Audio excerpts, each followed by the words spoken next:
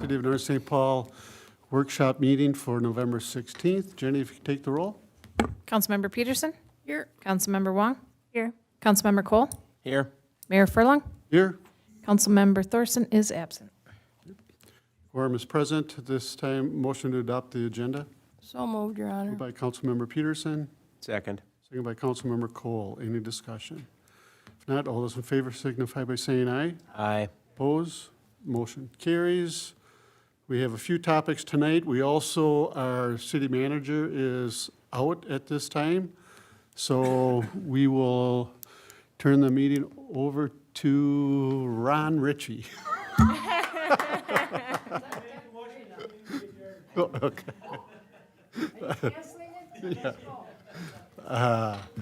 We'll turn it over to the finance director, Dan Winnick.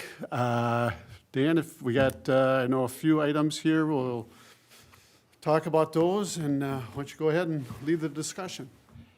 Thank you, Mayor. Yes, the first topic that we're going to be discussing tonight is on the Civic Ready discussion, and I'm going to ask for Carrie to come up and join us. I think this is something very exciting that we need to look at and potentially procure for the city. It's a tool to be able to give complete notification to residents during emergency situations, and that's, I think, how it would be deployed to begin with, but there could be many more applications in the city from the point of potentially even utility notifications and so forth. What you're going to end up hearing about today is that it has the capability currently today in its application to be in multiple languages. I can't even remember how many languages. I think it's 52 languages, and they're So we do have 70 languages that are spoken at 622.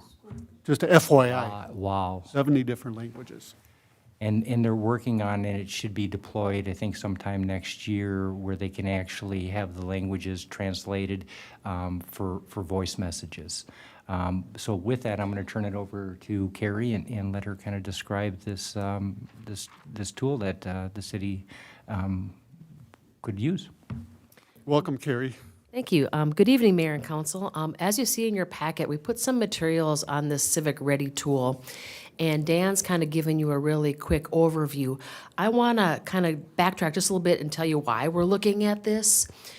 Currently, the city has an app that we pay about $3,000 a year for. There's only 68 subscribers on there. The technology is old, they can't update it, it doesn't interact with our Park and Rec software, doesn't interact with OpenGov. So at first I was like, sweet, we can save $3,000. This tool came up, and what our vendor has is, at this time of year, they like to get new tools to cities, and they offer us a pretty substantial discount. So what they're offering us for this tool is basically half price for the first year. So we're paying $3,000 right now for an app that doesn't really do anything for the city, and for $2,500, we can add an app that has multiple uses for the city. There's really not a department of the city that this can't interact with. This app has both a staff-facing app, so that if there's something going on in the field right away that staff needs to log in and deal with. There's also a resident-facing app where if there is emergency notifications or something going on, that those messages will be pushed directly to people's cell phones. It can go to their email, and it will go to their telephone, kind of based on what they sent their subscriber information with. And kind of how this came about was with our new police chief. Phil is really busy reimagining and recreating our community policing policy, and we needed a good way to reach these different neighborhoods. WSB has taken a look at our city maps and done zones based on residency. There's a lot of groundwork in there, but we didn't have a good way to communicate, where this app will fill that gap for us. So like Dan said, we can subscribe residents to this tool. They have their choice of how they want to subscribe to it, how they want their messages, and they can select their default language so that we can get information out to them in their preferences. The other advantage that we have we can overlay our utility data over the city maps. So in an emergency situation, we can notify people who aren't even subscribed. We can draw a map, we can draw a shape on a portion of the city, and we can notify all those people that are in that zone if there's an emergency. There's some integrations I don't know that we need at this time. There's an IPAWS integration, which is FEMA notifications. I think a lot of those come from the state and county anyway, so I don't think at this point that's something that we need to do. But if we had a missing child, a missing senior, we can upload photos, we can get this information out to our residents, in a matter of seconds. So I don't know how much of that packet information you had a chance to look through, or if you have questions for us. So essentially, this would be replacing an app that's not used and not updatable to the city with an app that'll give us much better functionality for connecting with our residents. Couple questions I have. One is, will the subscribers that were in the old, will they be able to transfer for the new? Yes. So that'll carry over. They won't have to re-subscribe to this. No, and the subscribing on this is really nice. They don't have to make a password or anything. They can just go to the web form that we'll have, and they can opt in for what they want to receive. Another usage of this besides the community policing is as we go into the 2022 street projects. We'll have all those neighborhood groups that will need to be informed, about what's happening in their street and that construction project. And this would be another tool that would really help us. Right now, when there's notifications that go out, it kind of goes out to whoever in the city is subscribing to them, so they're not always very effective, because if there's a water main break, the only people that are really impacted are the people in that zone. So now we can fine tune our messaging and do a better job of communicating the people that need to know when they need to know. So my second question would be like we do the trash hauling, and we get notices out. Yes. Is it able to use that same phone number for this? We can, when I set up the staff demos, I gave the vendor a scenario from every single department in the city, and that was the one that we did, because we can draw the garbage route maps on this tool. And so say we have a blizzard and we have to delay our garbage service for a day, we can go in right in that zone and notify those affected residents. Again, are we able to use those same phone numbers? Yes, and I did some checking with that. The utility people had some questions, like, well, what about people, when we're doing notifications and they maybe haven't opted in and we're using our utility data?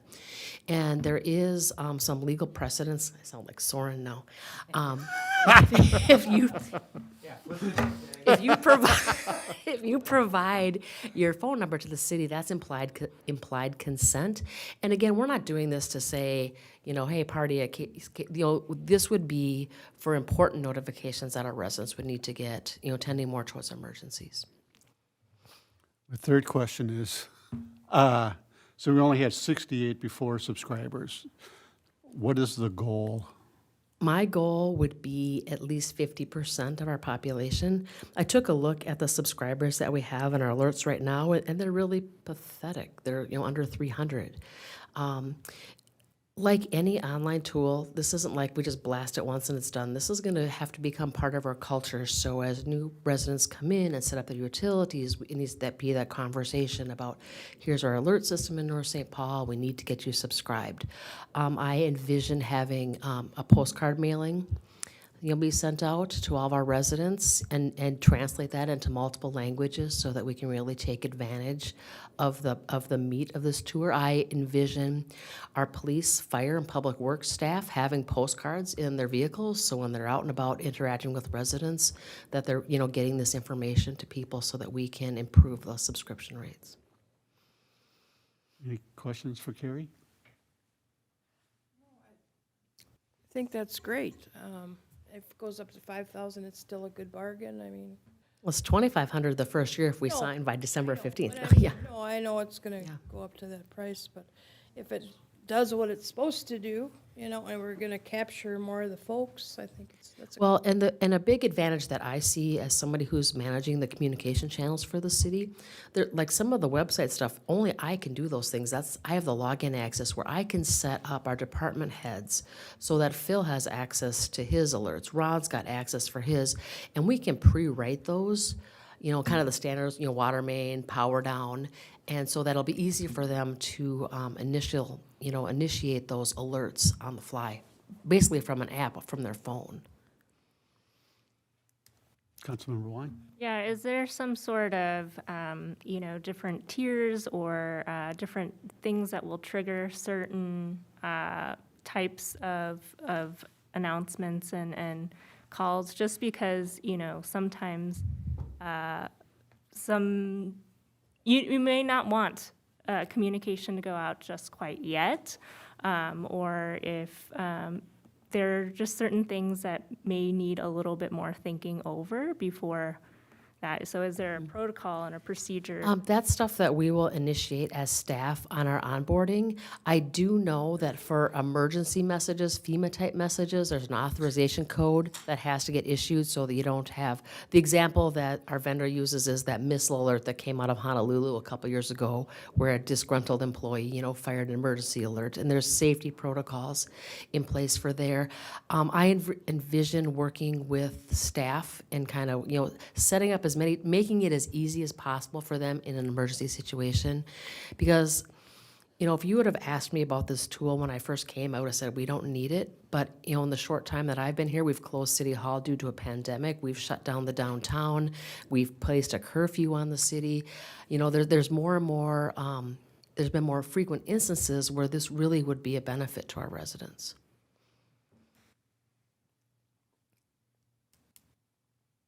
Nothing else? Thought I had a question,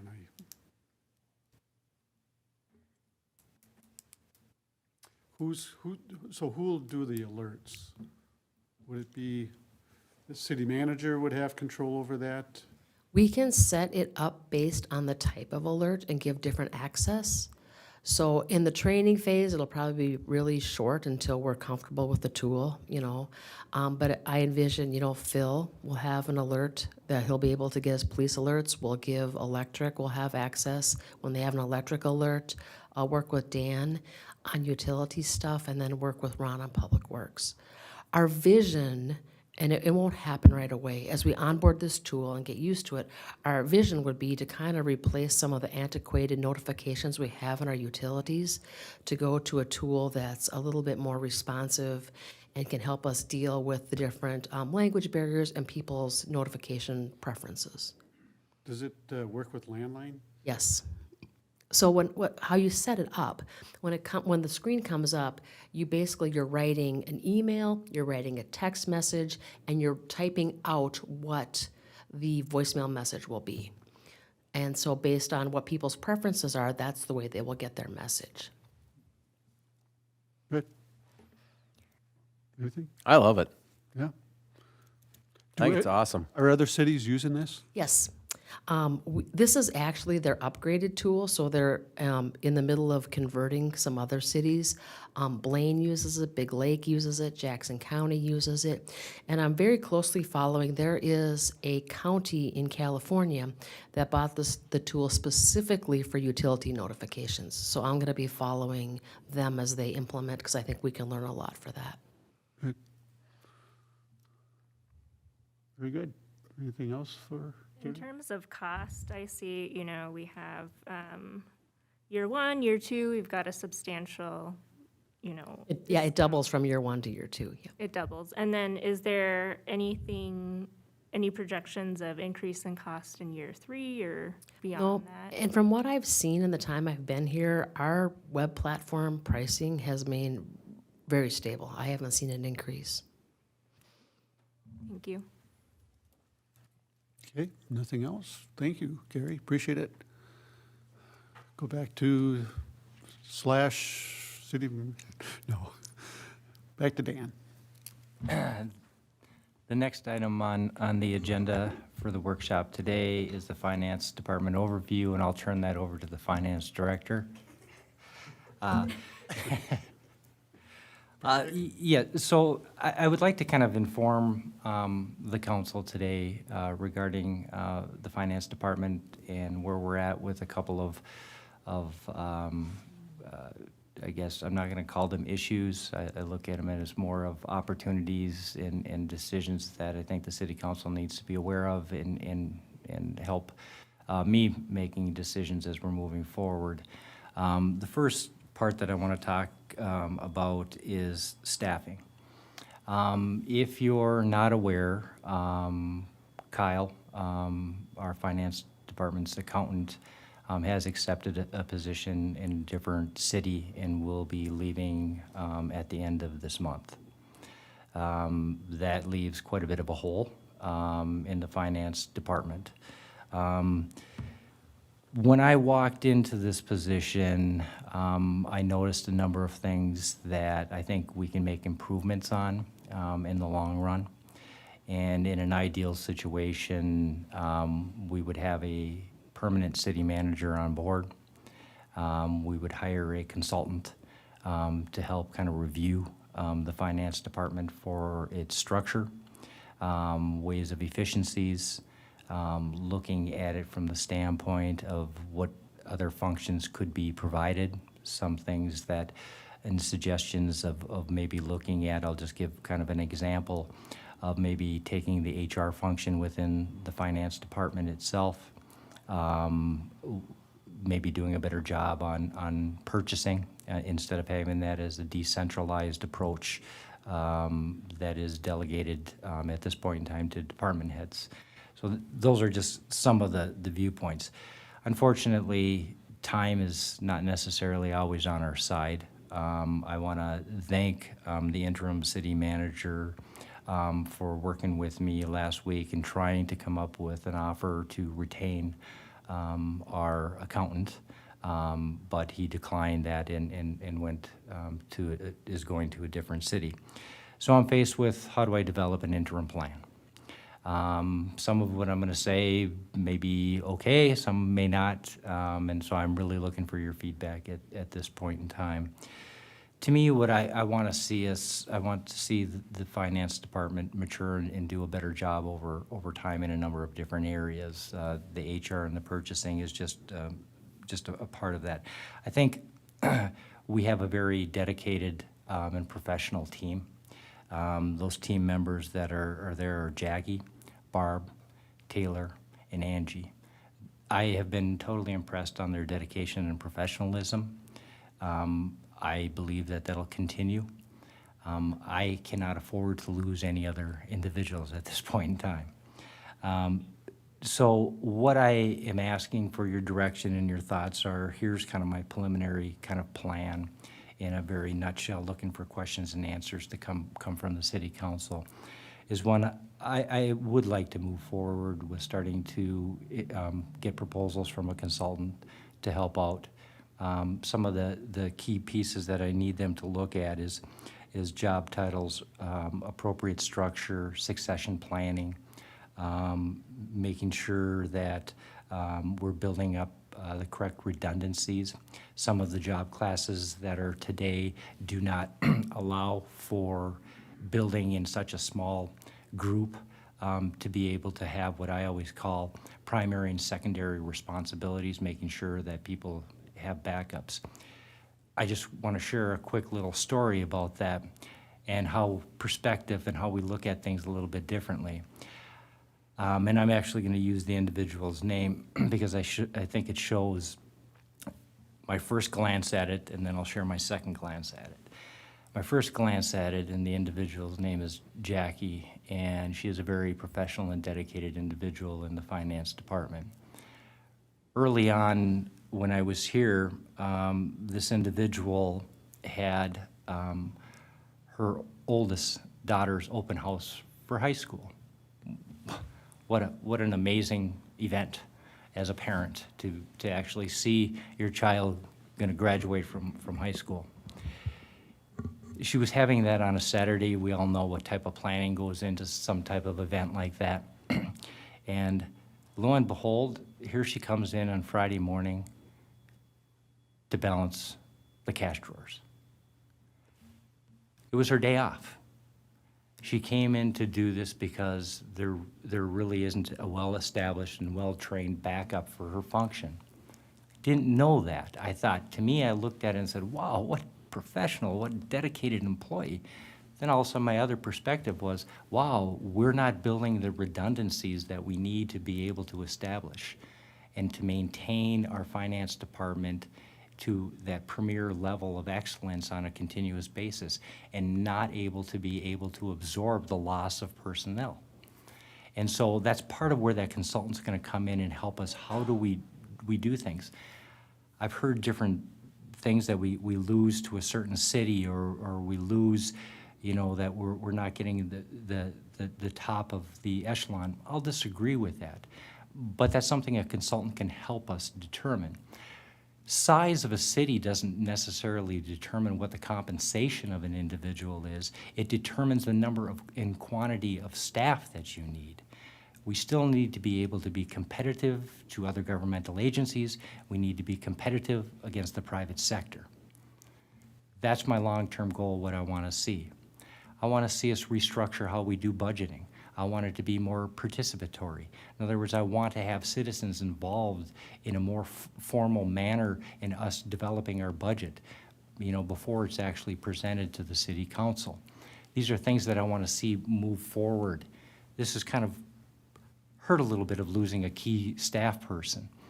To make it through this, I'm going to call it this interim period, to allow us to do it right by hiring a consultant, to get a city manager on board that I can actually have these dialogues with and get some direction and be able to answer their questions too, and to get their insights into it, which is critical for our organization.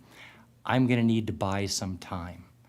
And so how I plan on buying some time is that two different pieces. One, I'm going to look at reallocating some of the workload, again, maintaining our internal controls, our segregation of duties with current staff. What that may end up resulting in is that some staff may end up being currently, because they're union employees, working out of class. If that's the case, we'll end up having to bump up their salary during this interim time period. Again, it's an interim time period until the consultant has completed their full and presented the city with its full report and recommendations. In addition, I need to have somebody that I believe has experience, knowledge of all the governmental accounting, and that's somebody that I can trust. This is the tricky part, and this is where I really need your input onto it. I have such a person. The person has 4 years of state auditor experience and over 29 years of government experience outside of the state auditor. The rub with this person here is this person happens to be my wife. The person is currently retired, could come in on a 1 day a week basis. It would be a limited duration, limited number of hours. It would be no more than 450 hours. It would bridge that gap for us to get through this consultant, getting the city manager on board. Those are my two kind of asks for us to build a stronger team in the long run.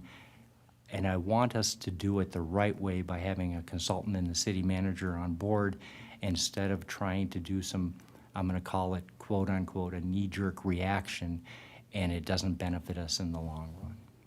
So I'm opening that up for kind of discussion. That's my first kind of topic on the finance department. So I'm opening that up for questions, discussions, and so forth. And Dan and I have had some conversations, not real in depth, but these times right now are a little difficult in regards to not having a city manager, a full-time city manager in place, and also with Kyle leaving. It creates a big hole right now.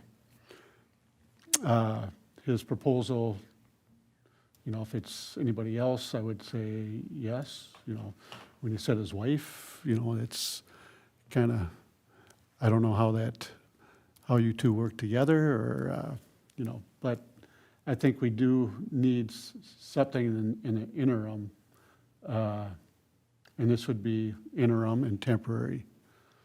So I will open it up to council, your thoughts.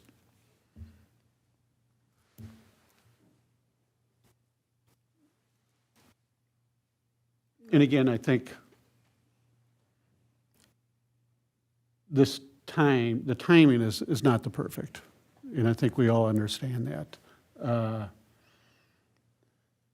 You know, Brian is the interim city manager, and to me, it's kind of a lame duck. You know, he just wants to make sure things are status quo, get through this time before we get a new full-time city manager. So it does put us in a precarious situation. But I think with the timing of Kyle leaving, you know, we'd have some important issues that we need to take care of between now and the end of the year. So those are just some thoughts coming through my head. Councilmember Peterson? I got a chance to talk to Dan, and I appreciate your honesty and, you know.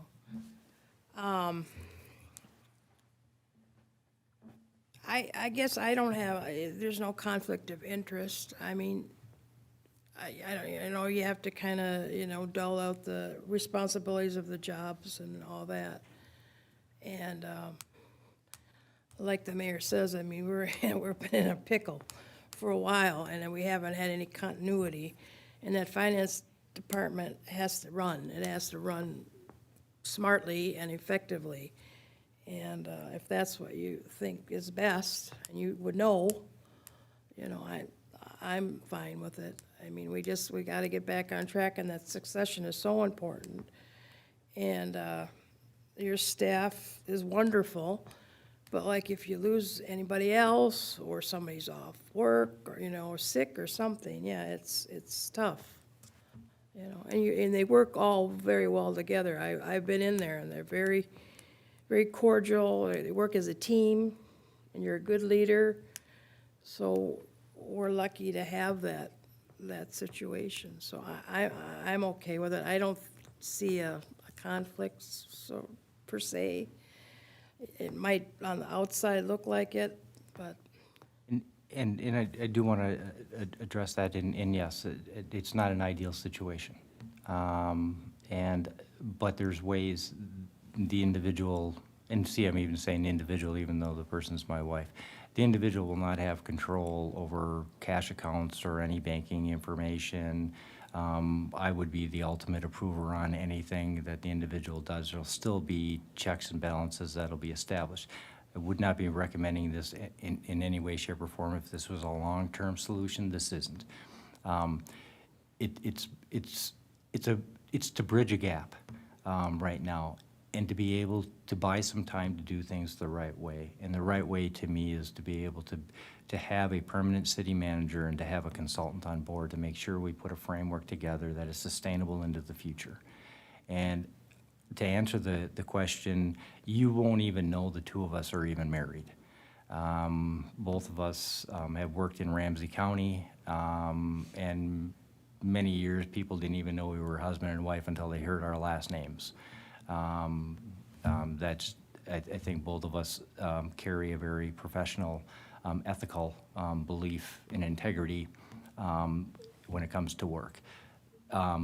The reason why I'm suggesting this is because of the short notice, the time frame of where we're at as far as being respectful for a city manager, and having the interim city manager in place right now, that I'm trying to do things the right way and not being in a reactive mode, but to continue the planning that I would like to see us in, the direction that I would like to see the finance department go into the future.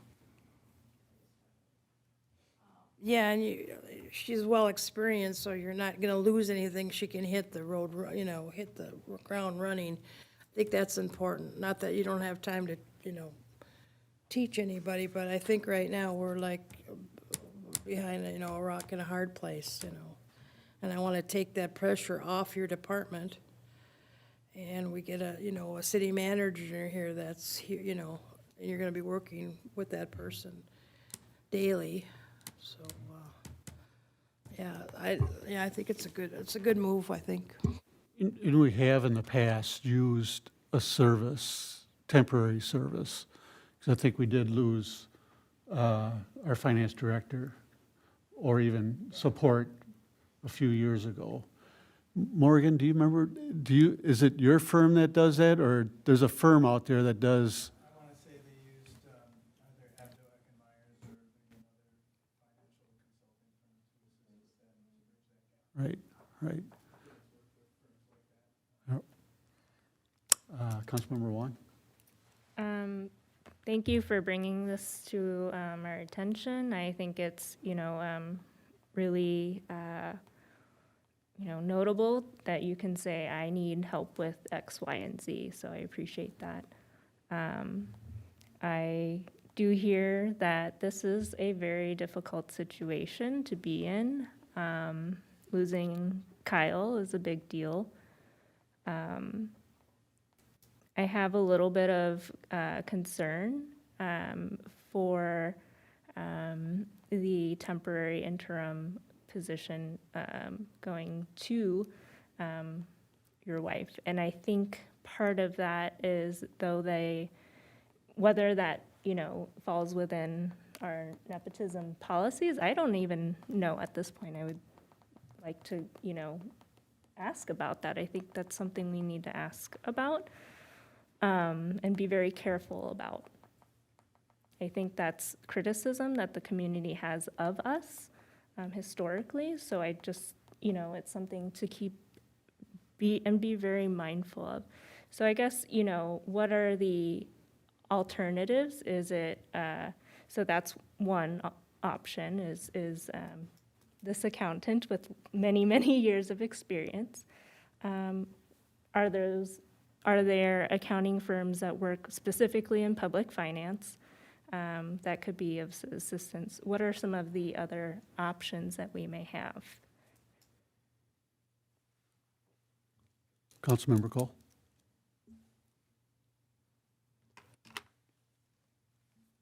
I guess to start out, Dan, you're a rock star. You're doing a fantastic job. I think I teased you from day one that you've got here, and I asked you one question the day you started, and tonight I know the answer to that question. No, you're not. Phenomenal what you've done so far. I love the structure and process, how you laid everything out, the direction, the mindfulness of what you want to do, the recognition of the team and staff that you currently have. They're fantastic. I like the fact that you want to pause, take a look at how do we build for the future, not the gut reaction of let's just get a warm body in here and then figure out how to make it work. So I appreciate the steps and the time that you took to outline that. As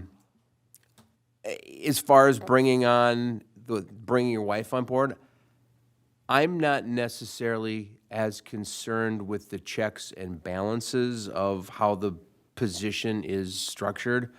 I'm concerned with the potential perception. And that's Dan, that's more my feeling than it is anything else that's out there. And that's the piece of it I struggle, and I've had 4 minutes to think about it, so. No, and I respect that. And I know the perception is tough to overcome. I'm not gonna disagree with that. And again, I'll be the first to state it in an ideal situation, that's not what you would do. Yep. For me personally, in the finance director's position, I've been here for 4 months. I'm still learning certain things too as we're moving forward. I need to have somebody. I'm losing somebody that I have built a trust level with in Kyle. I need to have somebody that I can have that same trust, that I don't have to take a long period of time to develop. This person will not be here for a long period of time. This is trying to bridge that gap. We have we have year-end coming up. We've got an audit that we're gonna be going through, and that'll be starting up in not too long of the near future. Those are some critical paths that we're encountering. I'll also talk about, there's another item that I'm gonna talk about, and that's talking about our software and where we're at with that today. So we have some critical components that are coming For me, I need to be able to have that comfort, the comfort that I've had with Kyle, I need to have that comfort with somebody else. The perception, I agree, I don't know how to overcome, and if your direction is that the perception is too big to overcome, I respect that. I'm not gonna fight that, because I also realize that that's not an ideal situation. But again, the key part to it that I look at is it's an interim, a very short-term duration, or it's a short-term, limited number of hours that this individual would be here. They would not be here on every day of the week. They would not be, be here. They would be more of, in certain ways, that support role into keeping things moving smoothly forward so we don't lose a lot of ground. And it allows us, it's kind of the interim piece to it. It's allowing us the opportunity to bring in that consultant with the city manager and to be able to build a structure that's going to be sustainable in the future. I see some huge benefits. I also see the perception that's there. And so that's where I'm laying it out to the city council, and I take the city council's direction. Councilmember Peterson. Isn't she coming, on board for her skill level? She's not getting as much as she could somewhere else? Or, not that she's not on the cheap, but it was more reasonable, or is that what you're trying to? Yeah, what I was looking at, obviously, it would be in the accountant's job scale. With her years of experience, obviously, she would be at the top of the scale. That's not what my suggestion is. My suggestion is either step 1 or step 2 at the most. That's less than what you're paying your current accountant. And she has probably, 3 times the amount of experience that individual has. And that's not anything against that current individual. I'm just saying that when you look at the overall experience the individual has. So I think what I'm hearing is that you do have support from the council in regards to some sort of interim person. Yeah. Whether or not that person is your wife, or whether it's outside service that comes in to give us a hand.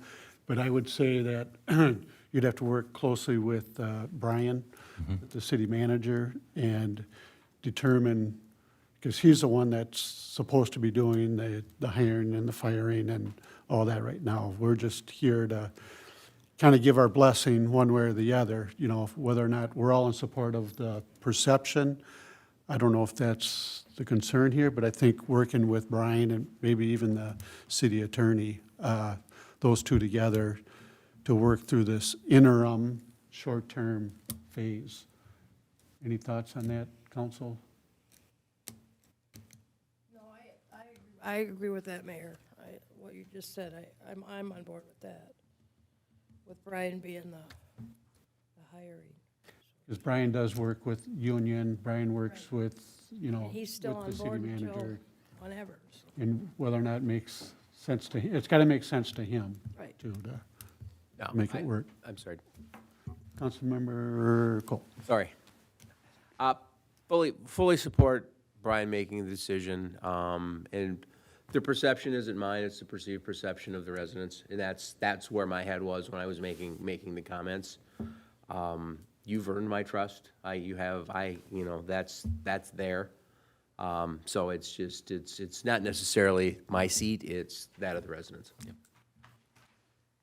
Councilmember. I would Wong? echo that. Yeah, I fully support, some sort of staffing for you in the interim, and to follow suit with your long-term plans. I think they're really great, visions. And, again, we've gone through a lot in my time and in my term, and it's because of trust issues. And so just to be mindful of the context in which we are moving from.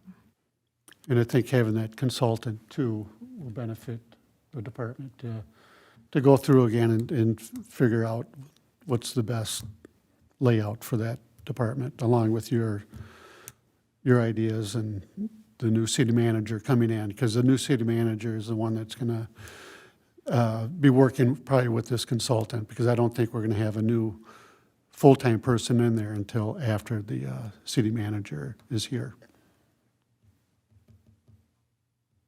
Okay? I thank you very much for the discussion on that item. And again, I want to conclude the part of the staffing that I am very fortunate to have a very professional and dedicated staff. And again, I want to repeat their names: Jackie, Barb, Taylor, and Angie. And they're willing to work together. And to me, it just solidifies our team that much more, even through adversity. I think that's part of the band that you put together that Yeah. Councilmember Cole said, you're a rock star, so. Well, I don't know. I don't know about that. The other item that I want to talk about with the financing department is the software program. So the city council had approved back on, I believe it was June 30th of 2020, based upon the COVID situation at that point in time, that there really was a necessity and a move, and I absolutely agree with this, to move our financial software system into the cloud. There was a contract that has been executed with OpenGov. That contract has 4 different components to it. One is a reporting and transparency platform. One is a budgeting and planning suite. One is a permitting, licensing, and code enforcement suite. Those 3 components have been up and running and have been successful. We are now currently working on the financial suite component to it. And I was hoping to have an opportunity to talk in person with our attorney before this meeting. That didn't happen, so I'm just going to be talking about the facts of the situation of where we're at right now with the OpenGov. The initial plan to have the OpenGov financial system was to be in place by the end of this year. That will not happen. It is right now at a minimum pushed out to the end of March. We, at one point in time, if everyone remembers, in August, we cut over our general ledger and accounts payable to the OpenGov. It took us 1 month to issue a check. Unacceptable. Then all of a sudden we started hearing the deadlines were being pushed out. Utility billing, which is another very critical component to the finance department and is very transparent and seeing from the residential standpoint, because that's where their billings are coming from, which could create a huge heartache. To me, if our accounts payable, what happened in our accounts payable were to happen in our utility billing, each and every one of you would have had your phone ringing off the hook. Cannot let that happen. Shortly thereafter, the time frame pushed out to March. We were actually supposed to be in testing in October and go live in November on the utility billing.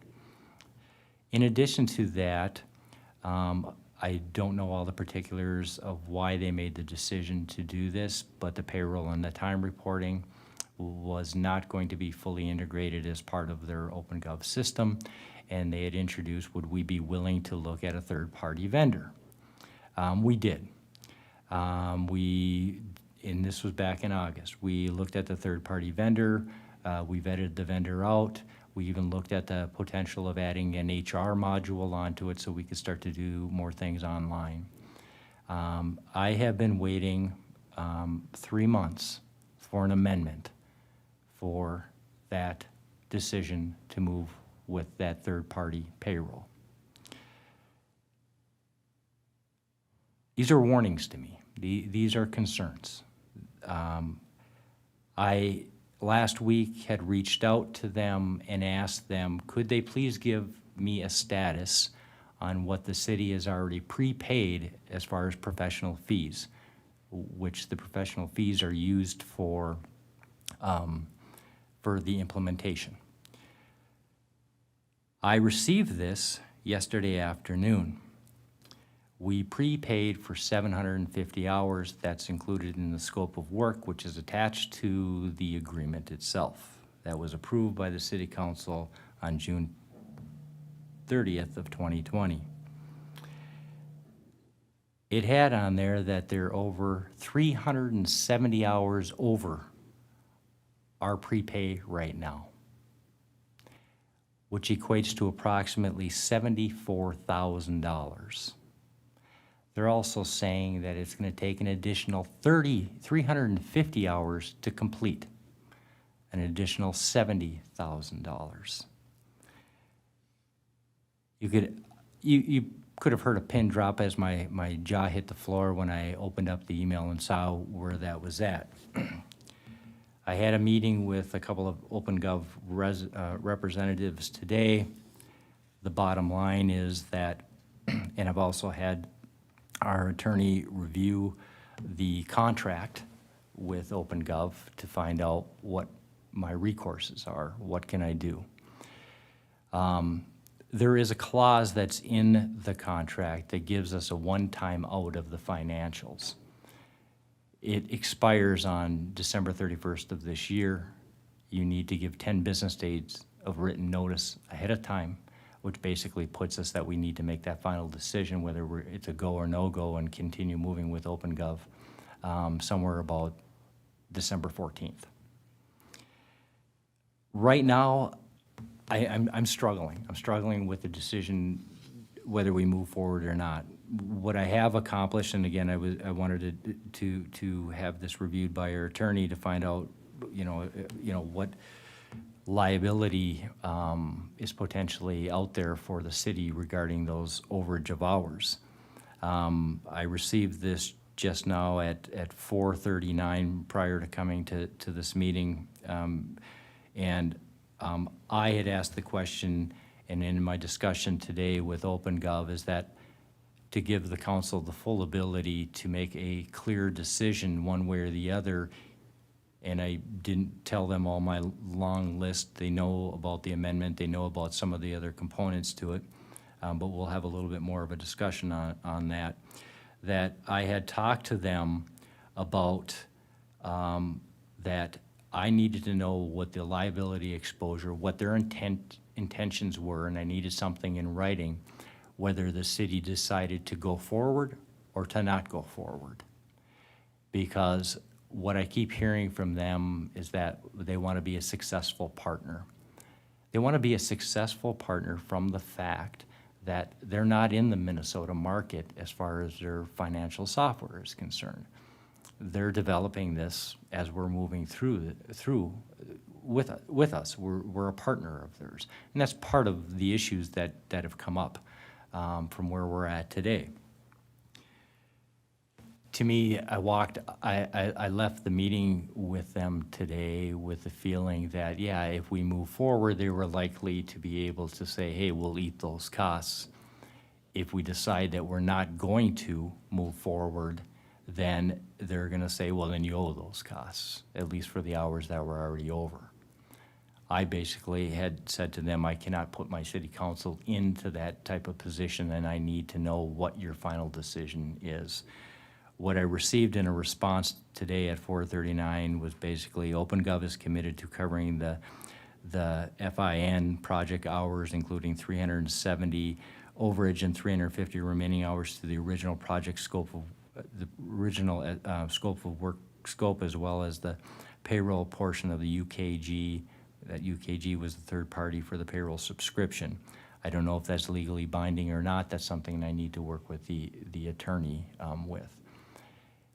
In light of some of the red flags in my time being here, I'm not comfortable in making a recommendation for the city council to continue to move forward with the OpenGov. We've already spent money, good money, taxpayers' money in moving forth with this. There's too many concerns whether we'll actually make that finish line with OpenGov and what's the timing of that. I strategically made a decision that I believe was for the betterment of the city back in, I believe it was about the middle, or maybe it was about October time when the time frame for when we were notified that the time frame for utility billing was being pushed out to sometime next year. we were in a circumstance where we had GL, accounts payable, being done on one system and everything else being done on another system. And this was being uploaded into this other system periodically, which required balancing and everything else. Virtually, a financial tool should be a tool. It should help managers make decisions. None of our department heads could know where their budgets were at, because it would take every once a month to wait for that upload to come in, be balanced out, and to know where they were at. The plan was to live with that type of a scenario till the end of the year, not till the end of March or potentially even longer. That's unacceptable. So I've made the decision, and it created some additional work for our staff here in the city. We backed all that information off and got it back into the Encode system. So we have one financial record for the city. And basically the approach was, let's change the approach of how we're doing this, this implementation, and that is we need to test and make sure each one of the modules is tested, approved by us, and then when all modules are approved by us, have been tested and approved, then we will go live with everything. With the deadline keep pushing out, not being able to get amendments in a timely manner, with the fact that we've got a deadline looming of a one-time out on this contract, with the potential additional liabilities that could be coming our way even if we move forward, I can't make a recommendation that we continue to move this path. The one part that is very interesting and part of the decision that was made back in June 30th of 2020 was the fact that it was moving us to the cloud. There's other options that are out there that are much less painful for the city. We could go onto a system, truthfully, the system that we're currently on, and move it to the cloud and have no migration, virtually no additional training would be needed. And in light of what has now happened with our staffing, we're gonna have limited resources to help us do that implementation and continue with OpenGov. But I also need to get our attorney to weigh in on our legal responsibilities and our legal liabilities, you know, as it exists with the current contract. So as of right now, my recommendation would be not to continue to move with OpenGov.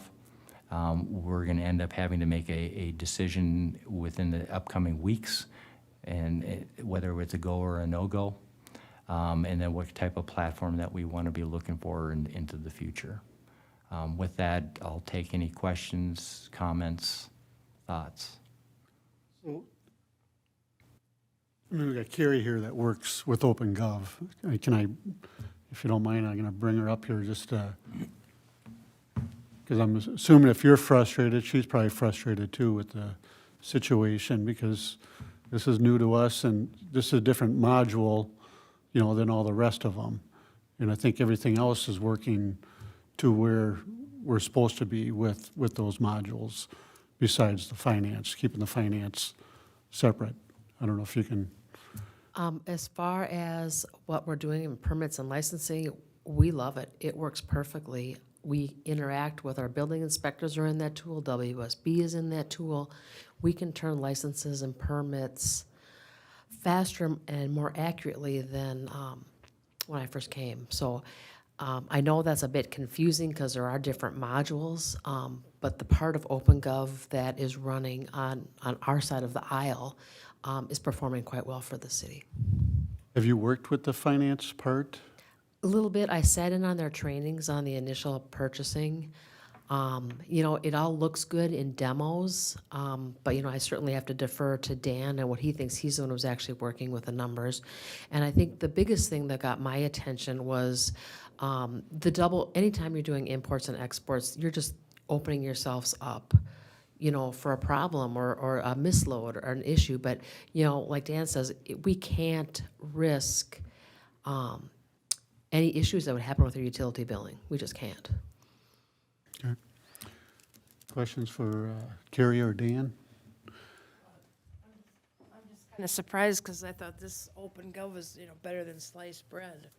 Well, it is on what we I do. was going to say, I think there's a lot of different modules. It's different modules, yeah, I know, yeah. So the finance module is the one that, This one was kind of a surprise to me that it wasn't clicking as, Well, it's kind of a surprise to me too, but I haven't been involved with the financial implementation. I just know what the implementation happened when we built up the citizen services portion of it. But, we reached snags too when we were building up, we were building permits and licensing. We sat for probably 4 to 6 weeks waiting, little tiny North St. Paul found some big bugs in that system and they fixed them for us. We moved on, but on the finance side, that doesn't seem to be happening at that same rate. What is the representatives or company's response in terms of the reason for their delay? Why are they delaying? Delaying what part to it? The system itself? Mm-hmm, and just kind There's, of a- waiting y- it y- and you know, getting back and- So to my knowledge, we are their only client on the financial software in the state of Minnesota. So that's another concern, that's out there as far as, when you're looking at hiring new staff in learning systems, that we have no other counterpart that we can reach to, somebody who has the familiarity with an open gov system. They're heavily based in Texas and California. Part of, this is part of my own opinion and some of the comments that representatives from OpenGov have said. And that's why they want this to be a successful project and why the city actually got a very good deal on this software is because they're trying to get into this market. And, basically it's using us as that example, to move forward, which I have no issue with as far as that is concerned. My issues are, and you just heard Carrie say, it took 4 to 6 weeks to get some bugs. If we're live and it takes 4 to 6 weeks to get the bugs fixed out of it, what do I do with the utility? We already had that issue happen with the accounts payable side to it, where we couldn't get a check issued. Fortunately, many vendors calling, which they did, happens internally to the finance department, not to the city council. So you're not gonna hear about that. I'll guarantee you if it happens on the utility billing, we'll all hear about it. And that's part of where, my gut is telling me there's been too many unanswered questions, the pushing off, the deadlines, and that's part of, again, why that decision that I made in October of moving us back to Encode, of having, one financial system as our record, was to protect us to what would be potentially happening into the future and if there's additional delays and so forth. Now I'm gonna complicate that all that much more and say, hey, now I just lost a key member of the staff. And we are already gonna be faced with a number of other challenges in the finance department. And then in addition, keep going down this path, which could create more costs to the city. Or you just say, hey, at this point in time, it may be the right decision. And again, I'm looking for direction. There may be the decision to move to a different platform. And again, our current system that we have is something that everybody is familiar with, staff is very comfortable with. It's made enhancements. It's now moved to that, to the cloud. They're making regular enhancements to it, so it allows that flexibility to work from anywhere. We're not going to be we're not paying for something to be developed as we are today, and being kind of that testing ground.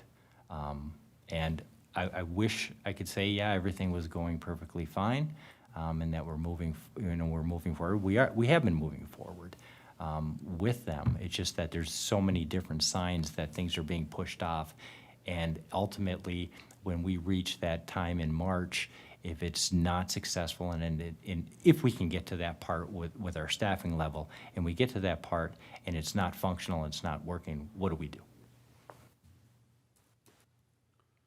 Councilmember Cole?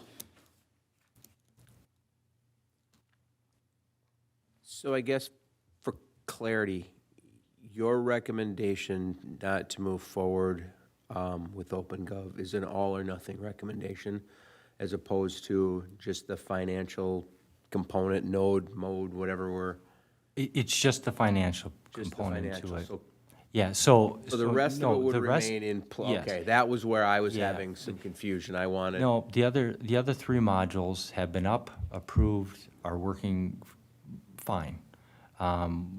You know, we've been doing the majority of the budget on the budgeting software. There's some very cool capabilities that it has, whether it's on the workforce plan, whether it's putting the information to be able to easily make it presentable for the public. I'm not in disagreement on any of those pieces. Can you? And the one-time out is just for the financials, not for the other three components. So can you work, is the current system, I'm hearing, is still usable? You can continue to function in it? We don't need, I mean, is that something you can live in for 4, 6, 8 months? Yes. Yes. Okay. He's even mentioning just Staying staying in it, period. within code, period. Right. It would be eventually my recommendation for us at approximately the same cost that we're currently paying for the software maintenance of the Encode today to move it to the cloud. That would require, again, they would move, and here's another key component to it, they would move all of our data up to the cloud. They would give us the ability to test it, to make sure that everything's fine, which I think should be much easier, since it's already in the Encode product itself. And then they will have us up and running in 90 days from the time that we make that decision to move forward. There's more users of the Encode product in the state of Minnesota than there definitely is of the OpenGov. So we situate ourselves a little bit better as far as attracting talent coming into the city in the finance arena. There would be no implementation cost addition if you were to move the current Encode into the cloud. It's just going to be the software maintenance, which we're currently paying for. One of the biggest probably positives to it is that it brings all of our history with it. And that's something that even if we move forward with the OpenGov system, we don't have all of our history out there. We have 3 years of our history. So we still need to maintain the server today that Encode resides on. And that's a point, I don't mean to interrupt you, but that's really important for us to consider is the expense of those servers when they need to be upgraded and maintained, and that brings us much stability and cost savings when we can move stuff to the cloud. The security factors and that stuff is really important, but maintenance and replacing a server and setting it all up is very expensive. I got Morgan shaking his head back there like he knows what this is all about. And I've got, Gone through the same thing on our organization, moving everything into the cloud, and it does save a lot of money and save a lot of expense and maintenance and add some redundancy and security, I guess, is what we've seen. yeah, I'm in the process of, it's a little bit of a learning curve, but everything is moving to the cloud as well. One last question.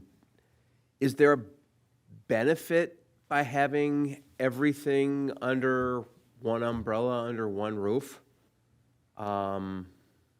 As far as the financial components will be underneath one roof. No, but I mean, as far as having all 4 of the components.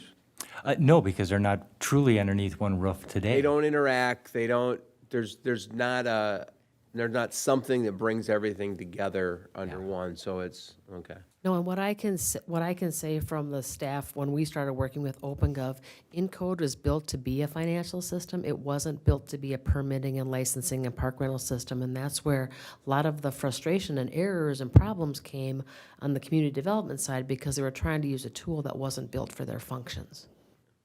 So, go I ahead. was only going to weigh in on an opinion after all my questions, but please feel free to jump in. Go ahead, go ahead. I guess, based on the information learned tonight, based on what you've shared and the way that it was laid out, I'm fine not moving forward with the financial piece of OpenGov, especially with what you've got going on right now as well. It's just not another piece that needs to be added, I think, on top of your plate to get everything done.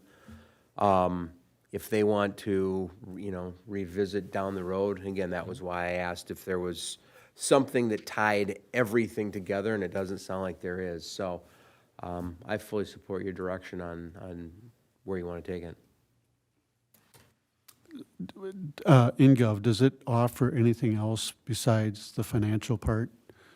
The OpenGov? Oh, Oh, Encode, sorry. Yes, it. Blending. I'm blending, It- I just, It, too many clouds and govs and all that. it does offer, just like Carrie was saying, the licensing and permitting, but they've found that the OpenGov is a better system for that, which, Are those separate modules in that, in the Encode, in the Encode? Are those, they're modules, but it's all fully integrated. so we're not in paying, Encode. we're not paying for those, it's all part of one package? So underneath the Encode, you pay separately for the modules that you want to utilize. We can't totally break off of the licensing and permitting because the history was not pulled over all the way for OpenGov, into OpenGov when they did the implementation of that. So that's been an issue. That's an issue whether you move forward with OpenGov or not. It's the history has not all been moved over. And so I've had a number of conversations with Carrie and Carrie's staff. Cynthia has weighed in greatly that we still need to have that data available for them because there's not all of the permits have been closed. So we need to do that. Eventually, those modules we could drop off and we wouldn't be paying for anymore. And that's On the Encode? on the Encode. And we were trying to look at doing that, but, I'd rather play it and be safe and make sure that we have that history. And more so if we do move forward and move it to the cloud, which there's a great amount of benefits, we'll have that history for them to actually go back and look, and we'll actually not have the additional costs of a server and so forth. Okay. Anybody else? Aside from saving money on the server, is there any savings or additional costs as if we move to Encode? Compared to OpenGov, compared to Encode, Encode is a higher price tag to it. So you're looking at, and again, it is a very good deal that the city has with the OpenGov. But again, there's a part of a reason for that, and that is because they're trying to develop that in the state of Minnesota. But you're paying approximately right now about $15,000. You're going to have to pay a little bit more for the payroll time reporting, and you're going to have approximately about $7,000 on an annual basis for the Encode or for the server component to it, which Metro INET is charging us for their maintenance components to that. In addition, the current server will have to be replaced, I do believe, by the end of 2023. And I can't tell you whether that's going to be an additional cost. I would assume it will be additional cost for the city to do that replacement of that unless we move that information to the cloud. And that sounds like something inevitable. You would do. Inevitably, we're going to end up have to having do having to do that. So, rough order of magnitude, total cost on the OpenGov when you're looking at things somewhere about the $25,000 range. In code will probably cost you about 43 a year. So there's about a delta of about $18,000 a year. Okay. So Carrie, it looks like you don't have to be city attorney now. The city attorney did show up and, I'm just kidding, sorry. So it sounds like we have some time.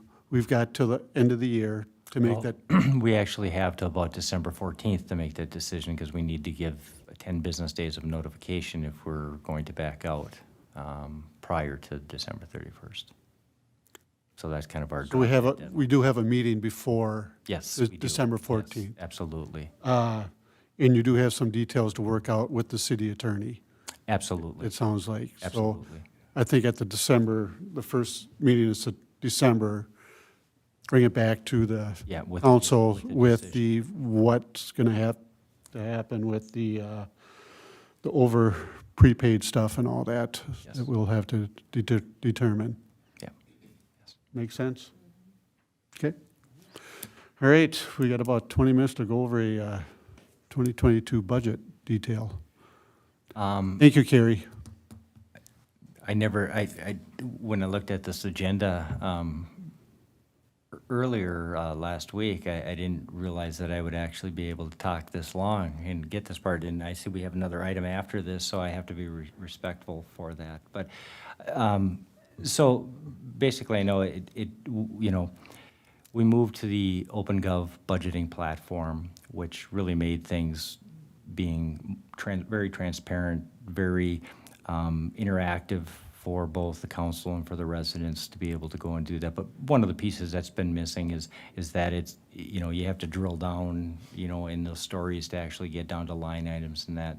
And so I came up with a way to be able to export that information from the OpenGov and to put it into spreadsheets, and all the spreadsheets are formulated the same way because of the download that needed to be able that I developed to be able to pull this information in. I'm not going to go through all the line items that are here. On December 7th, we will be holding the Truth and Taxation hearing. On December 21st, we'll be doing the final approval of the 2020 budget.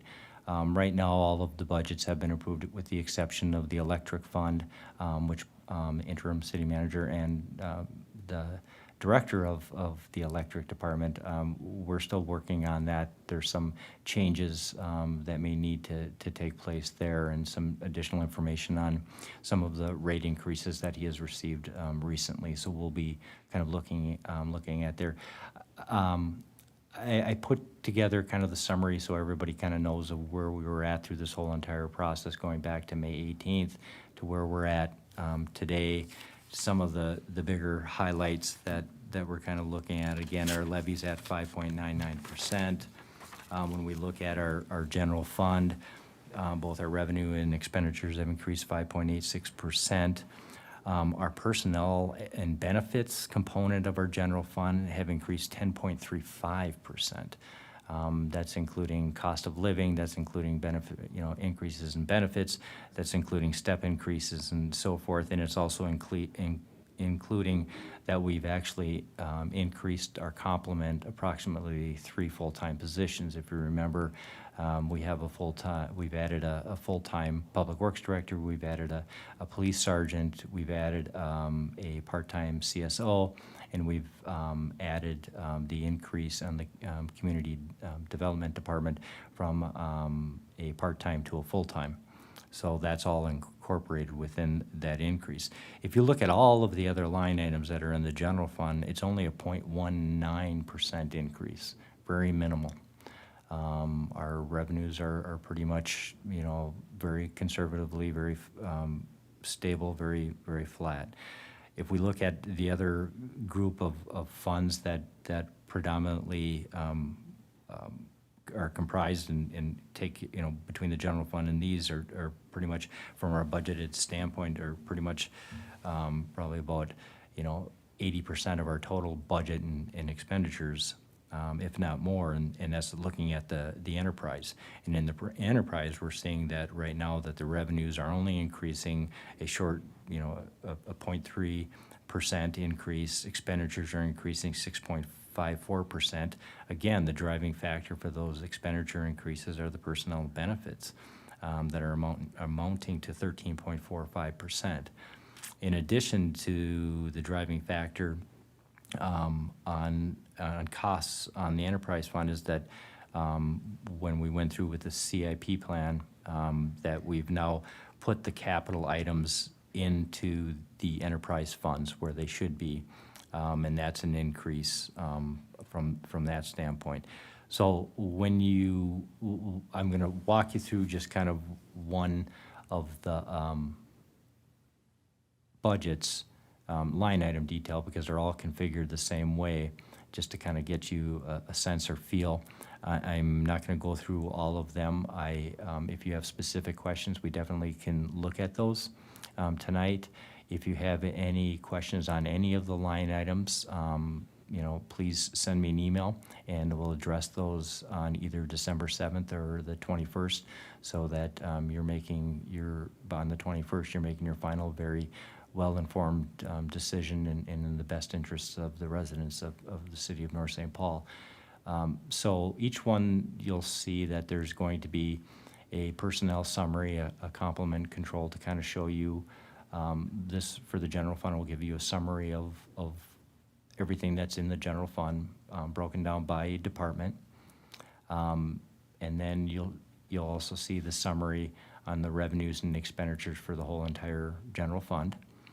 And then you'll see line items. And they're all configured, all revenues, unfortunately, and expenditures all have 2 pages. That'll show you all of the line items that we use, and it'll show you the history from 2017 actual all the way up to the 2022 proposed budget. And again, if there's any questions on specific line items, we can look at them tonight, or if you want to send me an email, I can address them on December 7th. Any questions for the finance director? And you also have the ability to email him and meet with him personally too, because I know we're running short of time here. But thank you, Dan, for that presentation. Any questions for the finance director? Yeah, I will have a clarification question in regards to the planning commission and the funding around that, but I can certainly email you. Thank you. Thank you. I know we got one question that we need to handle, and I just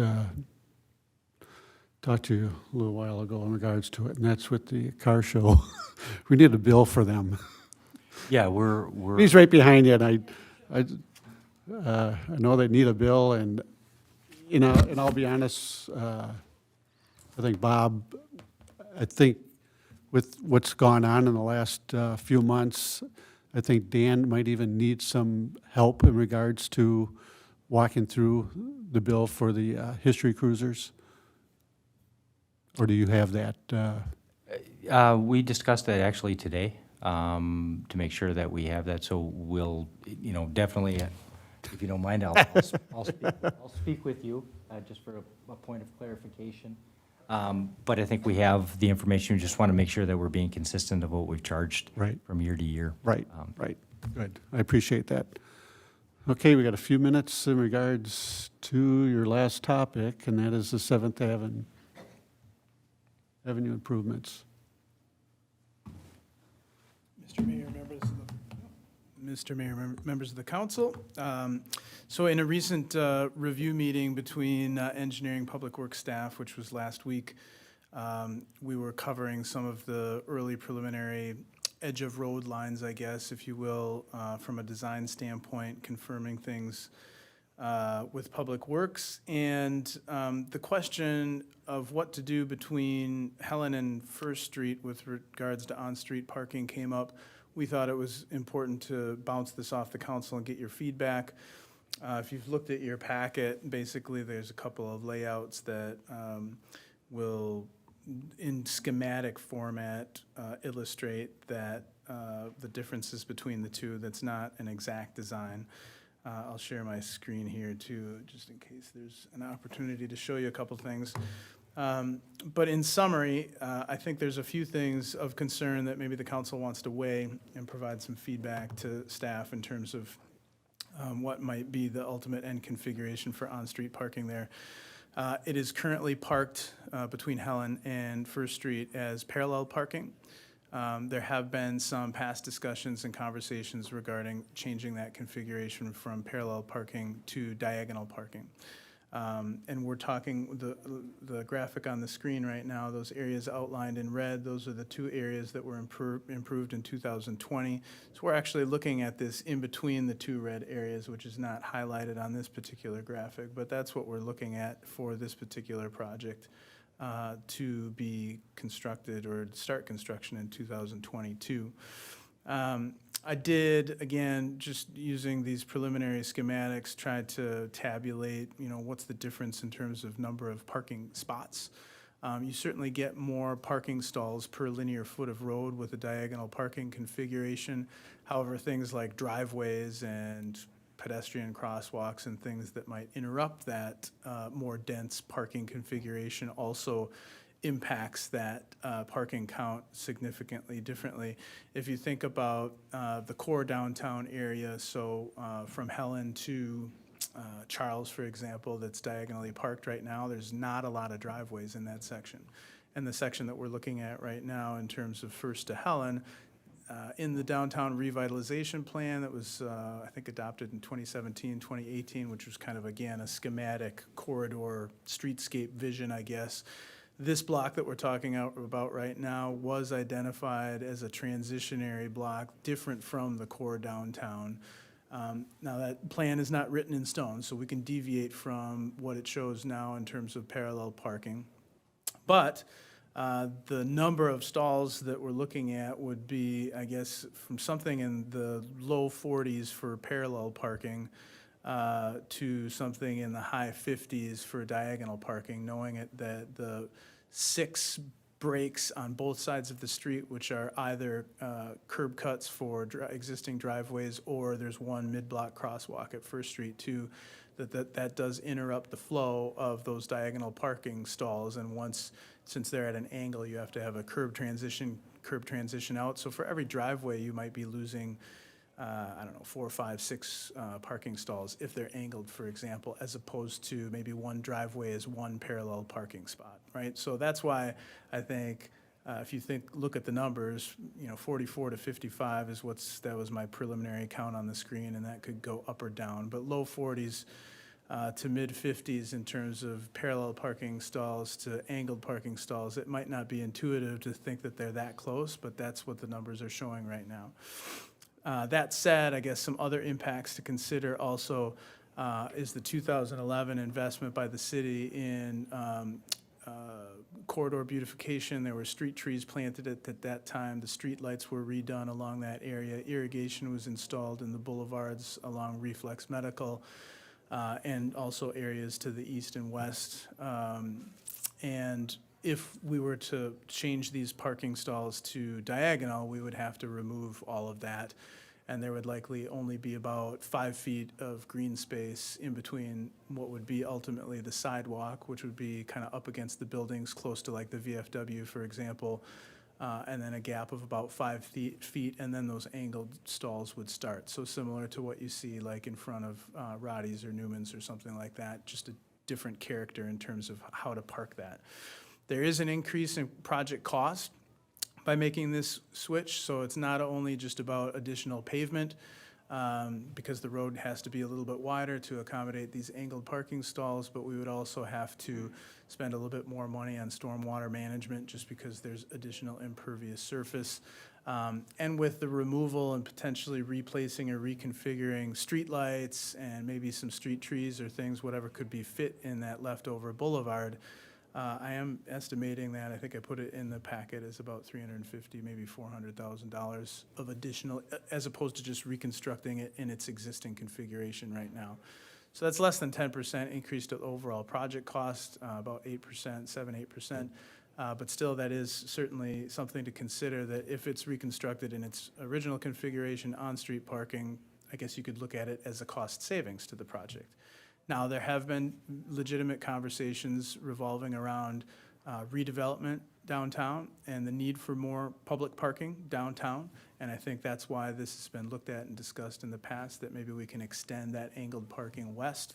But again, Public Works and myself did want to have the conversation with council real quickly to get a sense in terms of, is this something that we should really drive at, or is this something that the impacts maybe outweigh the benefits in terms of increasing the number of public on-street parking stalls in a block where maybe because of the number of driveways is slightly greater, that the original designers of 7th Avenue decided that that was a reasonable place to stop the angled parking and change it, to what it is today in terms of parallel parking. Let's see, on the screen I can show, so this is the figure that's in the packet. This is a general illustration of kind of reconstructing things in its existing configuration here. We have bus stops on either side of the block going each direction. Certainly the angled parking within that, the remaining section between Helen and Margaret to continue what was done in 2020 would be improved as angled parking as it is today, but then again, parallel parking between First and Helen. And then, again, this is schematic. It doesn't show each driveway break, but it does show that the number of angled stalls could be done everywhere from in front of Reflex Medical on the west side of this figure all the way up to the intersection of Helen. And then really briefly, I did want to just take you down the corridor here. So this is actually recent street view photography that I assume was done by Google very recently, because it shows the striping and paving that was just recently completed on the 2020 project to the west. So this is traveling northeast, going downtown, towards downtown on 7th Avenue. You can see new sidewalk, these new gateway medians that were installed again as a part of that kind of corridor re-envisioning of the 7th Avenue. And this is where we would about start this new 2022 project. You can see the pavement change. And you can see on either side of the street some of the street trees, street lighting. Certainly, these are wider than average grass boulevards that also include that irrigation that I mentioned.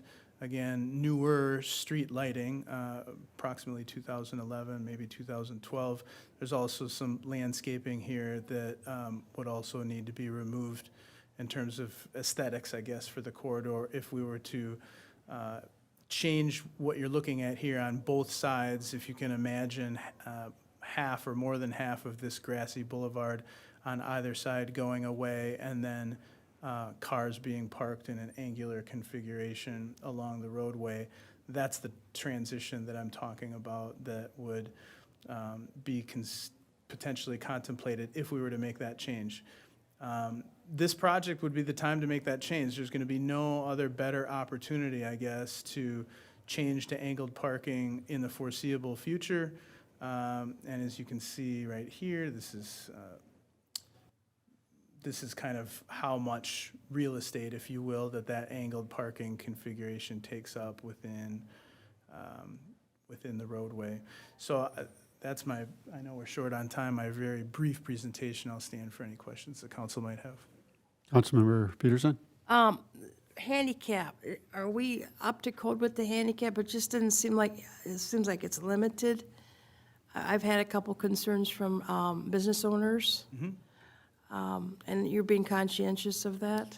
We are. So the standard for on-street parking is generally the same as it would be for off-street parking, so it's 1 stall per 25. Okay. I can't speak for all of the older areas, but as we've redone, these stalls The have new been stuff? designated. I've reached out to a resident, so I'm maybe hearing some of the same things that you are. So we're doing some double checks, and there is some potential signing and striping that either is yet to come or is still a part of the close out of the project on Margaret. So that's That's what I've been telling underway him. right now. I said, Right. kind of wait and see. Right. So I think, and as we move forward in these future projects, we can't provide a handicap access at every single business, certainly, but usually when you're doing on-street projects, you try to pick either, both sides of the street and maybe at the ends of the block, so at least, and maybe if you can, the middle of the block, so again, within that general 1 per 25 stall count,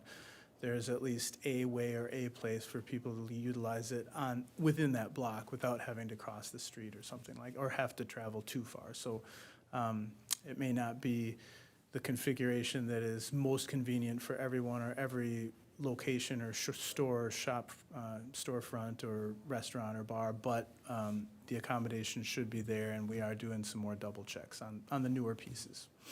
Do you need an answer tonight from us? I'd love your feedback, and if you're leaning one way or the other, I mean, I've laid out all the facts here, and we can certainly discuss it in more detail, but I do need to get the design team moving.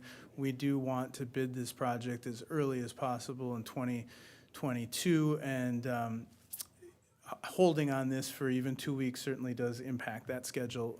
So I'd like to get a general sense if you think we need to really pour into this and provide more detail, because it's a totally different design to change the parking as it is to reconstruct the parking in its existing configuration. To me, it seems like more aesthetic-wise, when you come down the hill to come in, you transition into what it is right today.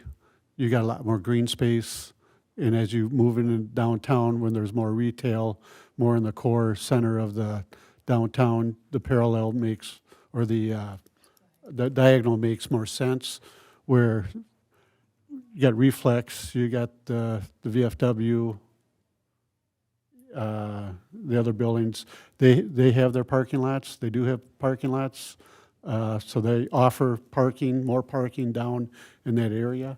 You're only going to lose possibly 10 spots by going from diagonal to parallel, or parallel to diagonal. Is that right, Morgan? About Something in that range. Would be yeah. about 10 It's spots. less of a difference than I thought it was going to be when I started counting. right. So So to me, for me, it's having that green space coming into downtown, that extra green space kind of looks more aesthetic-wise for me better. Councilmember Wong? Yeah, well, first, I think it may be salient for the Design and Review Committee. Now, the Planning Commission has taken on some of the responsibilities of that to review that and provide feedback if they haven't already. And then second, I think that parallel parking makes more sense from a safety perspective. So I would lean that way, and I think parallel is just that. Councilmember Peterson? Nobody parallel parks anymore. The cars do it. I mean, it's It's a trickier, good but point. I There's not a know lot what of you're cars saying. parked in that section as well. We did Councilwoman talk about that. Wong.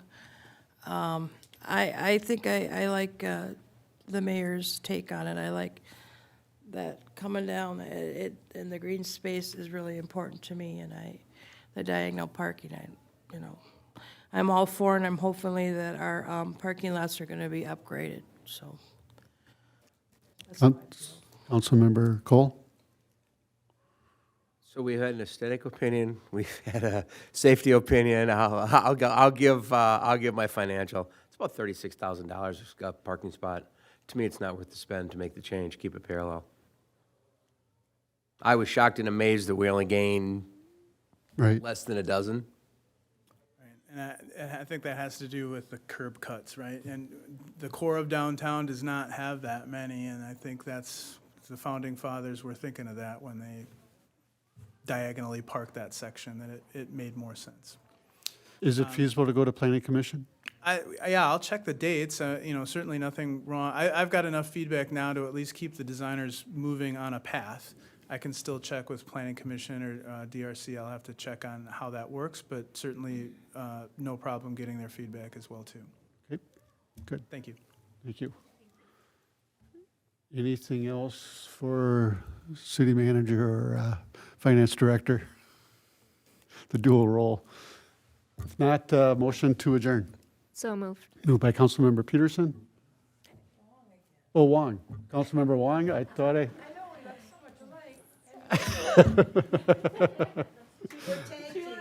Second? Second by Councilmember Peterson. All those in favor signify by saying aye. Aye. Opposed? Motion carries. We'll take 2-minute break real quick.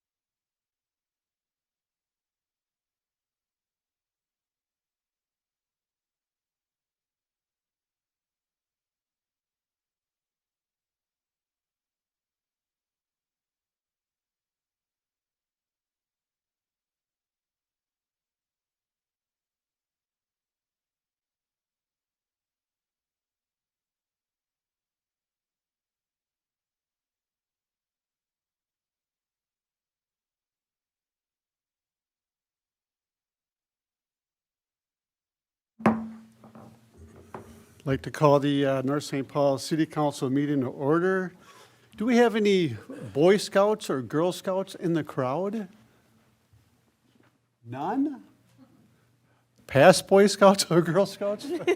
If we could all stand for the Pledge of Allegiance. I pledge allegiance to the flag of the United States of America and to the republic for which it stands, one nation, under God, indivisible, with liberty and justice for all. I'd like to welcome everybody. It's nice to see a big crowd, and this is always an exciting night, and I'll turn it over to our Fire Chief, Jason Malinger. Oh, wait, I'm sorry, we got to do roll call first. I get so excited for these presentations. Jenny, if you take the roll call. Councilmember Peterson? Here. Councilmember Wong? Here. Councilmember Cole? Here. Mayor Furlong? Here, And Councilmember Thorson is absent tonight. we do have a quorum. Need a motion to adopt the agenda. So moved. Moved by Councilmember Cole, Second? second by Councilmember Peterson. Any discussion? If not, all those in favor signify by saying aye. Aye. Opposed? Motion carries. At this time, I'd like to welcome our Fire Chief, Jason Malinger, and I'll turn it over to him. Well, hello, everybody, and thank you, Mayor and Council, for having us. The last time we were up here doing this, it was 2019, so a couple years ago, unfortunately. You know, last year was one of those things we missed out on. We missed out on a lot of things. We missed out on going to the schools and seeing the kids, and we missed out on this fire prevention poster contest. So it was great to be back in the schools again this fall, talking to the kids, and it's great to be back here with everybody. With me tonight, I have my Assistant Chief, Brenton Fixon, and firefighter Mackenzie Foster. Both of them played a critical role in the fire prevention poster contest, as they were two of the main firefighters that went out to the schools during Fire Prevention Week, and were talking to all the students during this time and really pushing the reasons behind why we do fire prevention. I just have a brief synopsis of what we did during Fire Prevention Week. The fire department we visited 6 elementary schools. Our firefighters spent roughly 30 hours with over 1,100 students, teaching them fire safety and prevention. Our goal is to make an impact on these young students to learn how to prevent fires in their home and to be safe. This year's theme, Learn the Sounds of Fire Safety, address the different sounds of a smoke alarm and a carbon monoxide alarm, and how to distinguish them apart, and what actions need to be taken for each of them. Working smoke alarms save lives, cutting the risk of dying in a home fire in half, and smoke alarms need to be installed and maintained in every home. Carbon monoxide is a gas that you cannot see, taste, or smell. It is often called the invisible killer. It is created when fossil fuels such as kerosene, gasoline, coal, natural gas, propane, methane, or wood don't burn completely. CO gas can kill people and pets as well. We teach them to know the difference between the sound of these alarms and the low battery signals. If the audible low battery signal sounds, to replace the batteries or replace the device. If the carbon monoxide alarm still sounds, to get it to fresh air and call 911 or the fire department. And the same for a smoke alarm is to get outside and call 911. These were the main items of discussions the firefighters talked about, along with one of the most important lessons, which is to test your smoke alarms monthly and make sure that they work. This year's fire prevention poster contest had over 500 entries. The rules are simple and clear, but they must be these. The contest is open to all students attending in elementary schools in grades K through 5 within the city of North St. Paul. The theme for the poster, Learn the Sounds of Fire Safety, must be on the poster, and all posters must be original. Again, the categories are kindergarten through 1st grade, 2nd grade through 3rd grade, and 4th through 5th grade. Each category has 3 winners: first place, second place, and third place. All first place winners will have their posters sent on and entered into the Minnesota State Chief Fire Association Prevention Poster Contest, where they will go up against other students across the state of Minnesota for similar prizes. And in the past, we have been very fortunate to have winners at all levels in the state. So first place winners, good luck. So now I would like to present the winners of the 2021 North St. Paul Fire Prevention Poster Contest. The first category is kindergarten through 1st grade. So as I call the kids up there, we'll come up and hand them their poster along with a certificate and their check. They get a check? They get a check. And if I wasn't clear, 3rd place is $25, second place is $50, and first place is $75.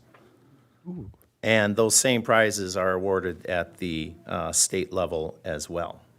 So we'll have the students come up and we'll present them their prizes, and we'll just kind of slide them down a bit until everybody's up here, and then at the end, we'll have an opportunity for pictures. All right, in 3rd place in kindergarten from Christ Lutheran, we have Adam Yang. Come on up, Adam.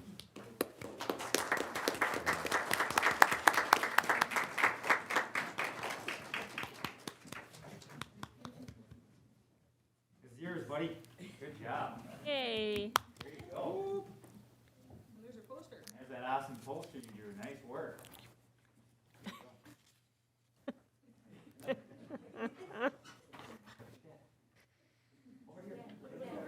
Hey. Take that with you, and you can go back there and sit down for a minute. Nice work. No, I was gonna have them stay up. Oh, you want them up here? Yeah, that's fine, that's fine. All right, in 2nd place, a kindergartner from St. Peter, Kiefer Engstrom. Did I say that correctly?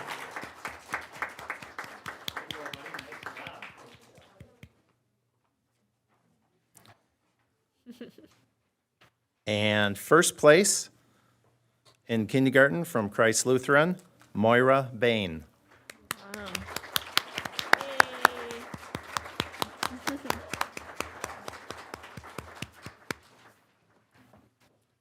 Jason, you want to get a picture of each category, or how do you want to? Yeah, if those 3 Maybe want to get come the back 3 up here, we'll get, Because that way we probably won't do a real big one.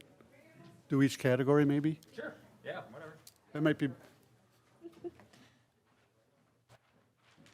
All right. and if you kids want me to hold your checks, I can do that for you.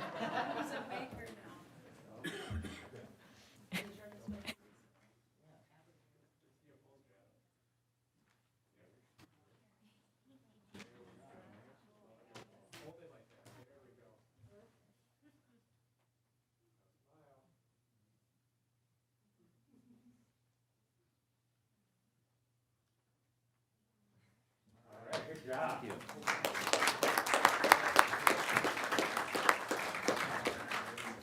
all right, our second category contains 2nd grade and 3rd grade. 3rd place, a 2nd grader from Cowan Elementary, Edwin Vu. There you go, bud. Nice job.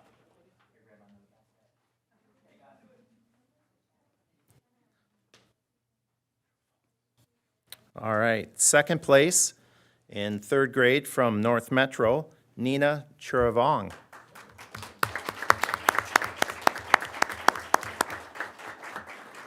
job, Nina.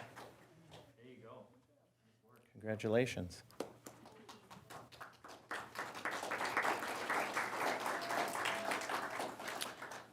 And in 1st place, a 3rd grader from North Metro as well, Sonia Polkowicz. Unfortunately, Sonia is unable to be here this evening, but we have set up a time for her to come in with her family, and we'll award her prize to her. and probably show her some fire trucks as well. So congratulations, Sonia. If the two that are here want to come back up, and we'll grab a couple photos with you two. Jason, you mind if I jump in the picture?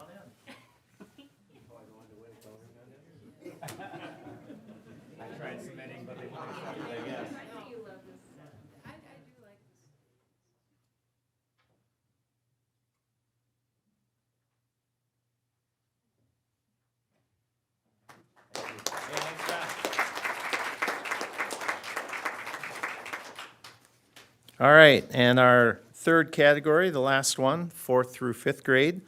In third place from St. Peter, a 5th grader, James Heinz.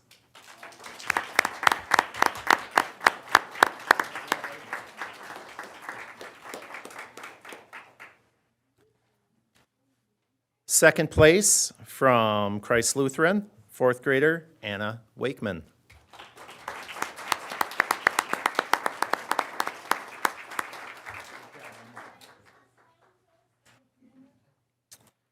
And first place, a 4th grader from Christ Lutheran, Hadley Geisfeld.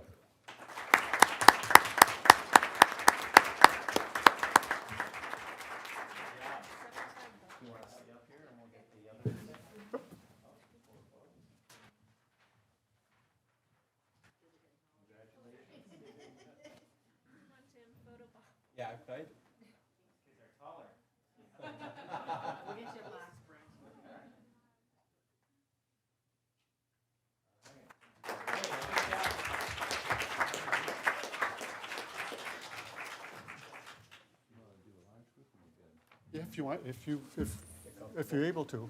Yeah. All right, with that, we can, if we'd like to do a large group with all the winners up here, that would be great. So all winners, all grades, all categories, come on up and we'll line you up in front and we'll take a picture. Get them just in line then. And we'll come around in the back, get the students up front. Get the bigger ones in the back.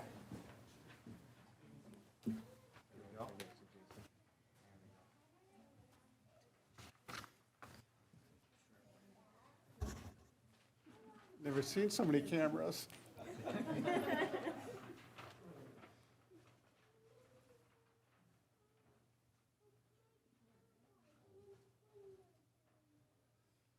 Okay, kids, ready? Everybody say cheese. Cheese. All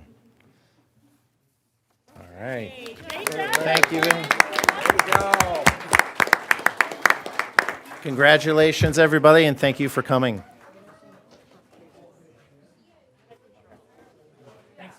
Thank you. Thank you. We'll take a about a 2-minute break here. Hopefully sooner than that for something. Yeah. If you want to take pictures.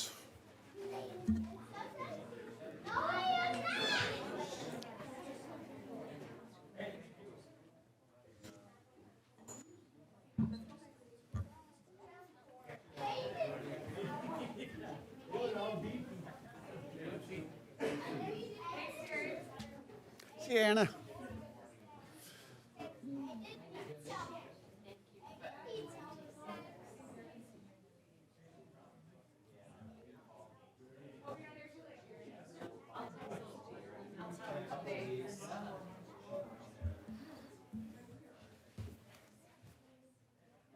Just make sure Terry doesn't take the money.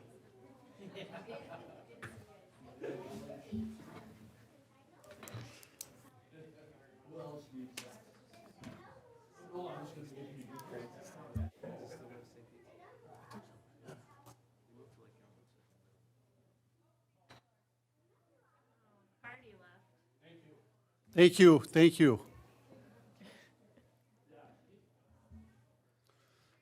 So at this time, we have the consent agenda, and I'd like to ask the council, I got a call late this afternoon from the police chief, and he's purchasing some squad cars this next year, and it's part of the CIP that we put together. And also, we haven't approved that budget yet for next year, but he would like to add one car. They're purchasing a Dodge squad car. He won't have to pay for it right now, but he wants to be able to order it because he's been told that if you don't order it now, it's going to be a long time before you can get it. That's just the way the cars are. The other 3 cars are Ford cars, and those will be available towards the end of the year. And I would like to get the city attorney's recommendation in regards to that. If it's part of the CIP, are we still able to maybe add it to the consent to at least get the car ordered? And I believe that the chief can always cancel it too later if he wanted. Well, I'd always defer to Dan on whether the money's there or not. You know, one of these questions always comes down to is when can you, Is there a mic on? Is your mic on? I think so, Okay. yeah. So, you know, it is in the CIP, so it's not an unanticipated expense. Whether it shows up in your budget or not is usually the ultimate sign. Things of this nature do need to come back to the council for permission, so I do think there's the issue of once it's ordered, in essence, you've, in some respects, given them the permission to purchase that vehicle. The claim for the actual invoice amount, in my opinion, still needs to come back to you. It'll be on your list of claims. But I would encourage you, if you are okay with the purchase of that squad, to include that as part of your consent agenda tonight so that it's clear that the council has authorized those expenditures of funds. And I believe that's part of the CIP that was approved. Yes, in kind of a qualification, just because it was approved through the CIP, in all circumstances, doesn't mean that there's funding available. You know, it could be part of the budget. In this circumstance, because it's coming out of the equipment fund, the funds are available. And technically, because you've approved that CIP, you won't be approving that equipment fund budget. So you actually have approved the purchase and intent. Just normally, it's earmarked for 2022, not the 2021. So you just need to be aware of that and give your blessing on making that choice to move him ahead now. And again, just like our attorney had said, it will come back in the claims package to you later on. And we'll still have the opportunity, if we don't approve it, he can always stop the order. Well, it depends what stage we're at. I mean, I'll be honest, there's times I've driven to city halls and seen the squad or a dump truck out in the parking lot. At that point, in my opinion, it's too late. So, Oh, right. I mean, I think the idea is, the authorization is tonight. I don't know if we have an idea of what we're authorizing in terms of the amount, but we should make that clear. And, you know, once you authorize it here, the idea, as long as it's within that amount, that he's going to order it, commit the city to it. The list of claims still comes back, but in my opinion, it's pro forma at that point to approve that claim. Tonight is when you're given the authorization for that purchase. Okay. If council's okay with adding it to this consent? I mean, I have a little bit of concern. I don't typically like to have, without any documentation or anything. So from a process perspective, I think it's a little bit of a challenge in that sense, and so I hesitate.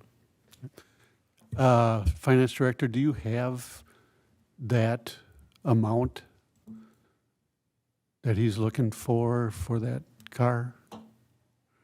I'm looking that up right now. So would it make sense to add it to the general and not the consent, or? I mean, if you want to talk about it, you certainly can. Again, without any documentation, it's hard to say what more there is to discuss on it, candidly. But if you're right, usually your consent is there's nothing to discuss, just vote it up or down. If we want to add it to the general and talk about some of the numbers, we certainly can. Would you prefer if I add it to the general? And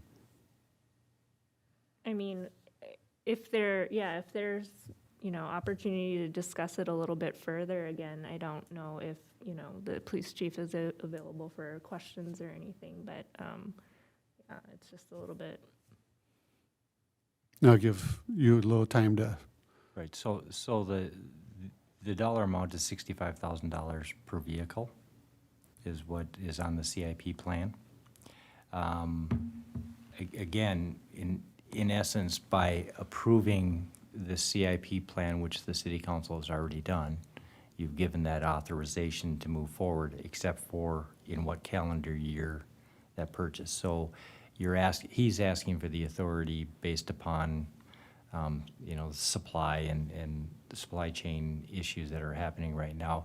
Can he get that order in first? But when he places that order, that is going to be a legal obligation on the city at that point in time. So he does need to follow the purchasing guidelines that have been established by the city council. But normally on an equipment, when it's approved by the CIP, you will not see any of that stuff. It's the responsibility of the department head to hold on to that documentation, and the time that you're going to end up seeing it is on a claims report.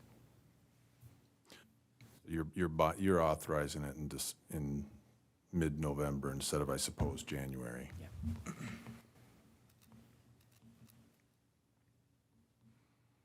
I don't want to do something that you're uncomfortable with, Councilmember Wong. yeah, I just feel that it's important to have some sort of documentation or some sort of direct, question and answer in regards to this rather than just, adding it to the agenda. So in terms of that, I welcome it, at the next council meeting or the next workshop. Quite a question, if I may ask.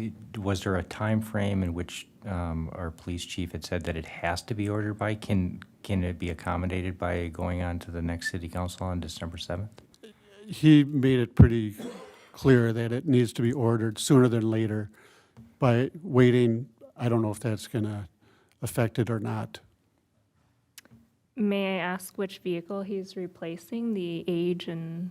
Yep, so that, as part of the CIP, we do have replacement of 4 vehicles, I believe. That's correct. The oldest one is a 2016 Ford Explorer that would be being replaced this year, or it was in service in 2015. And So then, it's 6 years old. yeah.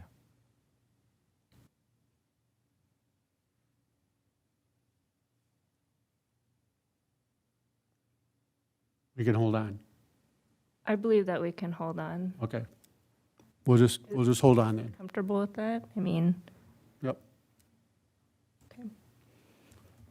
So we have the consent agenda in front of us, the October 26th special council meeting minutes, the November 2nd regular meeting minutes, the general claims of $1,020,655.04, the HRA claims of $6,513.03, the 2022 annual polling place designations, the monthly building permit report, October 2021, the resolution approving acceptance of donations received October 2021, and the hometown holiday lights display contest. Is there an item that a council member would like to pull at this time? They can do so. If not, all those in favor signify by saying aye. Aye. Oppose? Motion carries. Oh, I'm sorry. Terry, Councilmember Peterson? Motion? Second? Second. Councilmember Wong? All those in favor signify by saying aye. Aye. Opposed? Motion carries. This time, meeting open to the public, and I've got one, John Schmall. Okay, good, thank you. Welcome, John. Mayor, Council, this last week, I was involved with trying to find out information about the council meeting from hell, as far as I was concerned, and that happened to do with the interview that was on May 10th. And being out of town over that weekend, I had seen the newsletter that listed that there was going to be a meeting on Wednesday It was going to commence at 4 o'clock, and it was in 2 places in the newsletter. So I said, well, that's interesting, and I waited. And I didn't get back from deer hunting until Tuesday, and I kept checking my email to see what kind of a notification was going to be received that would mimic what we always see for meetings. Nothing happened, waited until Wednesday. Nothing was in there, so I left a message with Jenny asking what's going on. Is this the new way of telling people about meetings? It's in the newsletter and it's not on the agenda. Nothing happened. Got to be about 2:30, so I had to make another phone call. And I got Jenny and I said, where is the notification that usually comes? Well, there's no packet. Whoa, there's no packet. And there's no packet. That means what? That means you don't get a notification. I couldn't believe it. You know, if you're going to do something, the default would be to do it. And I was also told that the consultant advised that you didn't need to put an official agenda entry. And who is the consultant? And how would I find out? How do I find out? Well, it's posted in the city hall. You will know by coming down to the city hall and you will see it. Make your trip down here. So, you know, I don't want to cast aspersions here, but I'm trying to find out when the meeting is. I come okay, I got to get down to the city hall to see when the meeting is. I come down here, I'm outside this office, or outside the room, come up the stairs, there's a gentleman at the top of the stairs.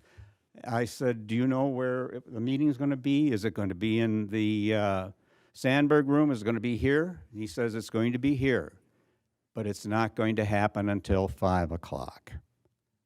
Huh? What? Yeah, one of the candidates backed out, didn't need it. So if I hadn't come, you know, is this the way a resident is to be treated in trying to find out about a meeting? John, I don't know how to answer that, because you called and you talked to Jenny. Did she tell you when the meeting was going to be? She said it is posted and it's on the website. To this date, there is no mention of the November 10th meeting that had to do with the interview. It doesn't exist. So I had to come down here. I went to the agenda after she said it's on the website and it's on the wherever it is. Posted downstairs. Posted. Yep. It's still not on the agenda or listed and never will be listed. I would hope that the system would allow you to update post facto a meeting that you never put a notification in the first place. But I'd just like to mention that being the only person that was here to listen to the one individual, he started his presentation with his cardinal sin in his present job was not to keep the council informed. He said, I want to let you know about that. There were 19 questions that were presented. None of those questions were ever mentioned saying, how are you going to keep the citizens informed of what actions do you intend to take? Nothing was ever mentioned in those 19 questions, about keeping the citizens informed. It was, you can't believe how frustrating it was to get down here and then see this individual who has no connection to the city other than he's a consultant and telling me, no, there's no meeting. And just as an ending to this, as I was leaving, I crossed paths in the stairs with the chief of police, and he said, hi, how are things? I made one step, and I turned around, and I said, you really want to know? And I let him have it. And he said, geez, that doesn't sound good. And I left. So that's my experience with trying to come up with, and now there is a posting for Thursday's meeting. I think I got something out of this. The people will be notified by going to the agenda because it does exist this time. Should I feel good about that? Yeah, a little bit. But there will be a notification for what, the 3 candidates? I'm going to try to make it because it's interesting. And I think that every citizen should make the effort to try to come to these meetings that are going to be dealing with the choice of the next city manager. I can't believe there's such disinterest in this city to what is happening in this government. End of story.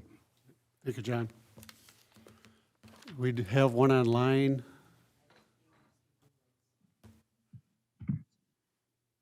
Welcome, if you can say your name and Hey, address. it's RT. How are you? Who is it? It's RT. How are you? Oh, yes, RT, good. So, just wanted to chime in, give you guys a quick update. Want to thank you again for allowing me to get up for my 3 minutes, or I couldn't be there today. Regular season's in full swing. We have our practices and competition schedule all set, ready to go. We had a really great weekend in the gym this past weekend. Lot was obviously very full. 3 items for you tonight, just quick update stuff. Still have 2 areas of the roof that are leaking, unfortunately. We have some ballasts that are still out above the stairs and in the restrooms. And then I know Brian is feverishly working on a data request that I sent quite some time ago, but he said he'd get back to me on that, so I am patiently awaiting that. Wanted to also let you know I did submit some documents to the deputy clerk today to make them public record. I gave some stuff to council members Cole and Wong last time that I saw them at the last council meeting right after.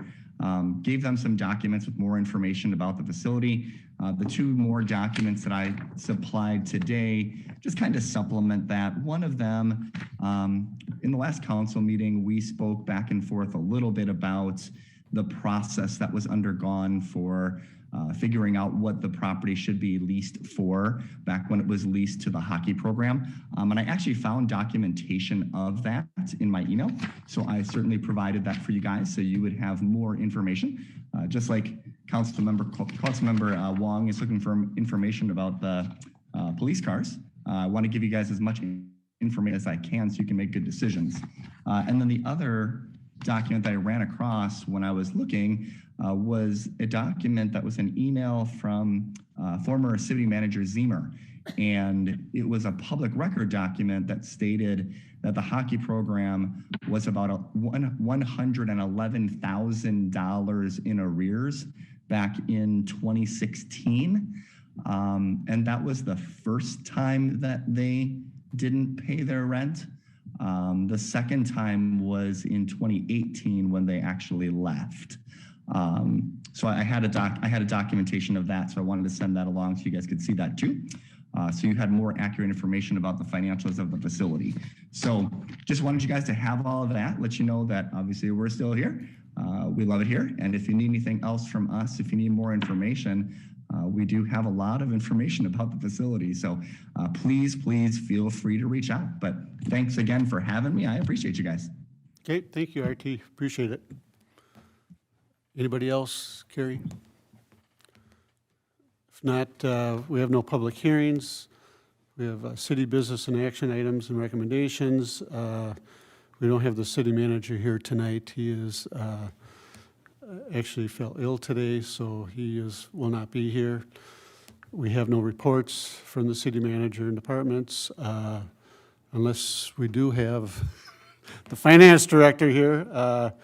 If you have anything, Dan, that you want to, got anything that the city, or that the interim city manager maybe asked you anything or told you to speak up on? I don't know. No, I think at this point, I think we're Okay. covered everything.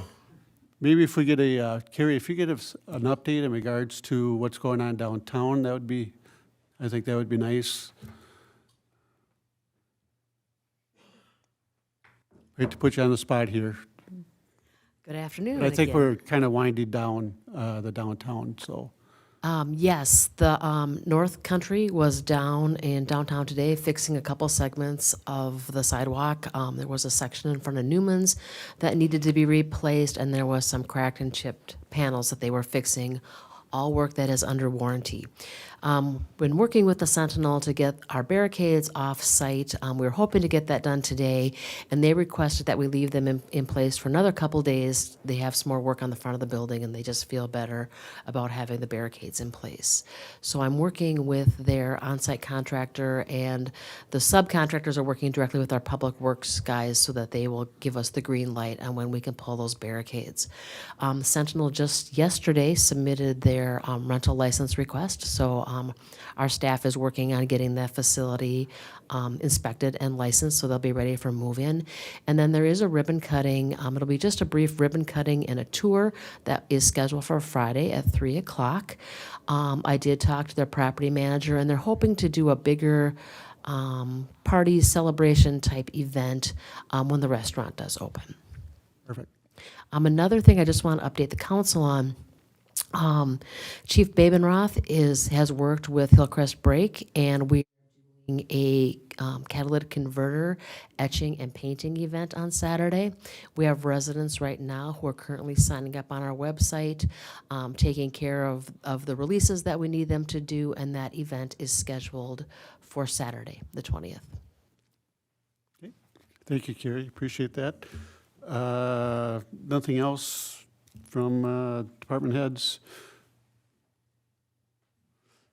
If not, reports of council and commissions and committees, and I'll ask Councilmember Cole. I think Carrie's doing a wonderful job. She needs a permanent chair up here Yeah. at the table. Second. Park and Rec is, we've had a preliminary, for lack of a better word, preliminary Park and Rec improvement plan submitted for review. We're hoping to be able to review it in the next 30 days with full PNR. I haven't had a chance to completely read through it yet to brief through. So we'll address that at a new meeting time based on the Thanksgiving holiday. The next meeting is tomorrow, actually, the 17th at 7:30 here at City Hall, I believe in the Sandberg Room. EDA met everything's flowing together. I believe EDA met last week. The EDA approved the use of the St. Paul Port Authority, basically to help with the, investigate the opportunities that exist with the Lilly Building. The primary use of the St. Paul Port Authority will act as basically a staff supplement and expertise in specific areas where we currently don't have the staffing in place or the expertise in place to help with grants, hazardous material removal, et cetera. Terry, do you have anything to add to that? Yeah, just that the EDA's been working with the Port Authority, getting information in regards to what their role could be with some sort of development possibilities for downtown, and the Lilly Building is one that was really the one that we're keying on for the use of the Port Authority. Port Authority comes with kind of an arm of the government in regards to allowing us to do a lot of things that we're able to do some development, some planning, and possibly some, might be some hazardous material in the building. They might be able to help us with that. But again, as Councilmember Cole said, it kind of supplements us right now. We don't have the staff to work on it, so they offer a lot of help in regards to that. Next EDA meeting is Tuesday, December the 14th at 3 o'clock here in the Sandberg Room. Okay. Councilmember Wong. The Arts and Culture Commission have been meeting. They had a smart sheet training. Smart sheet training. So they are working extremely diligently on the bylaws and a 2022 plan for some of their projects. And so I believe that they'll have something here in the next few months to get the ball rolling, which is pretty remarkably fast, if you ask me. And then in regards to the Planning Commission, we have a meeting coming up here the first Thursday of December on the 2nd, in which we'll discuss some of the sign code ordinance as well. And then some of the other topics we've discussed in Planning Commission are some of the tabling outside of the downtown and what that looks like in collaboration with the businesses. And then also the parks and trails, or excuse me, the trail connections. So those kind of 3 topics are kind of pending for 2022 discussion. And I think that's all I have. Good. Councilmember Peterson. Well, the 19th Avenue Student House building has got 4 walls up. I see the roof trestles are sitting there, so it's moving right along. It's been kind of battling some cold weather, but the kids have been, going through it, so it's looking good. There won't be a business association luncheon in December. The board wishes a happy holidays to all. The holiday lights contest will be in effect. I think it's on the city website. Is that right, Carrie?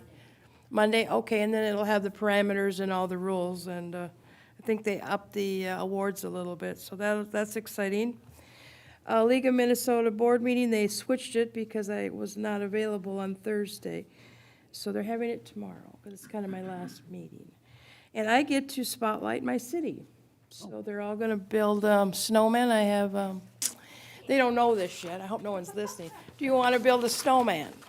And they have they're going to have about a minute. And then I get to pick the best one, and I'm going to wear the snowman outfit.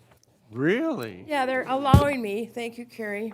She says the whole body. Wow. I was just going to use the head and the hat, but I'm going to go in and I'm going to go out with some style. So, and then they're all going to get little snowman candies, and I got some turkeys to throw. I mean, little chocolate turkeys. So, my exit will be very memorable. I was going to say, Candy, you do a good job on promoting the Well, city. yeah, there was an article in the Trib about our city. Did you see that? They talked about West St. Paul, North St. Paul, South St. Paul, and we are the working man's utopia, whatever that is. Because when Henry Castle came out of the war, he, bought the land, and then there was, I think, 8 factories. There was a casket factory and a piano company and all that. And there was some other interesting things, and there was 80 homes. And then they decided, well, they got to incorporate the town, and they did that. And then we just sprung up, North St. Paul sprung up. So that was interesting. My son, actually, he gets the Star and Trib. I don't, but I did get to read it. So not that I'm against the Star and Trib, but I got to get those obits, and they don't have the ones that I need to know about. Minnesota Women in City Government, we're having our suffrage event finally. Women's rights, we were supposed to have it last year because that was 100 years, but of course with COVID, so that I'm doing that on Friday. I got a busy week. That's all I have, thanks.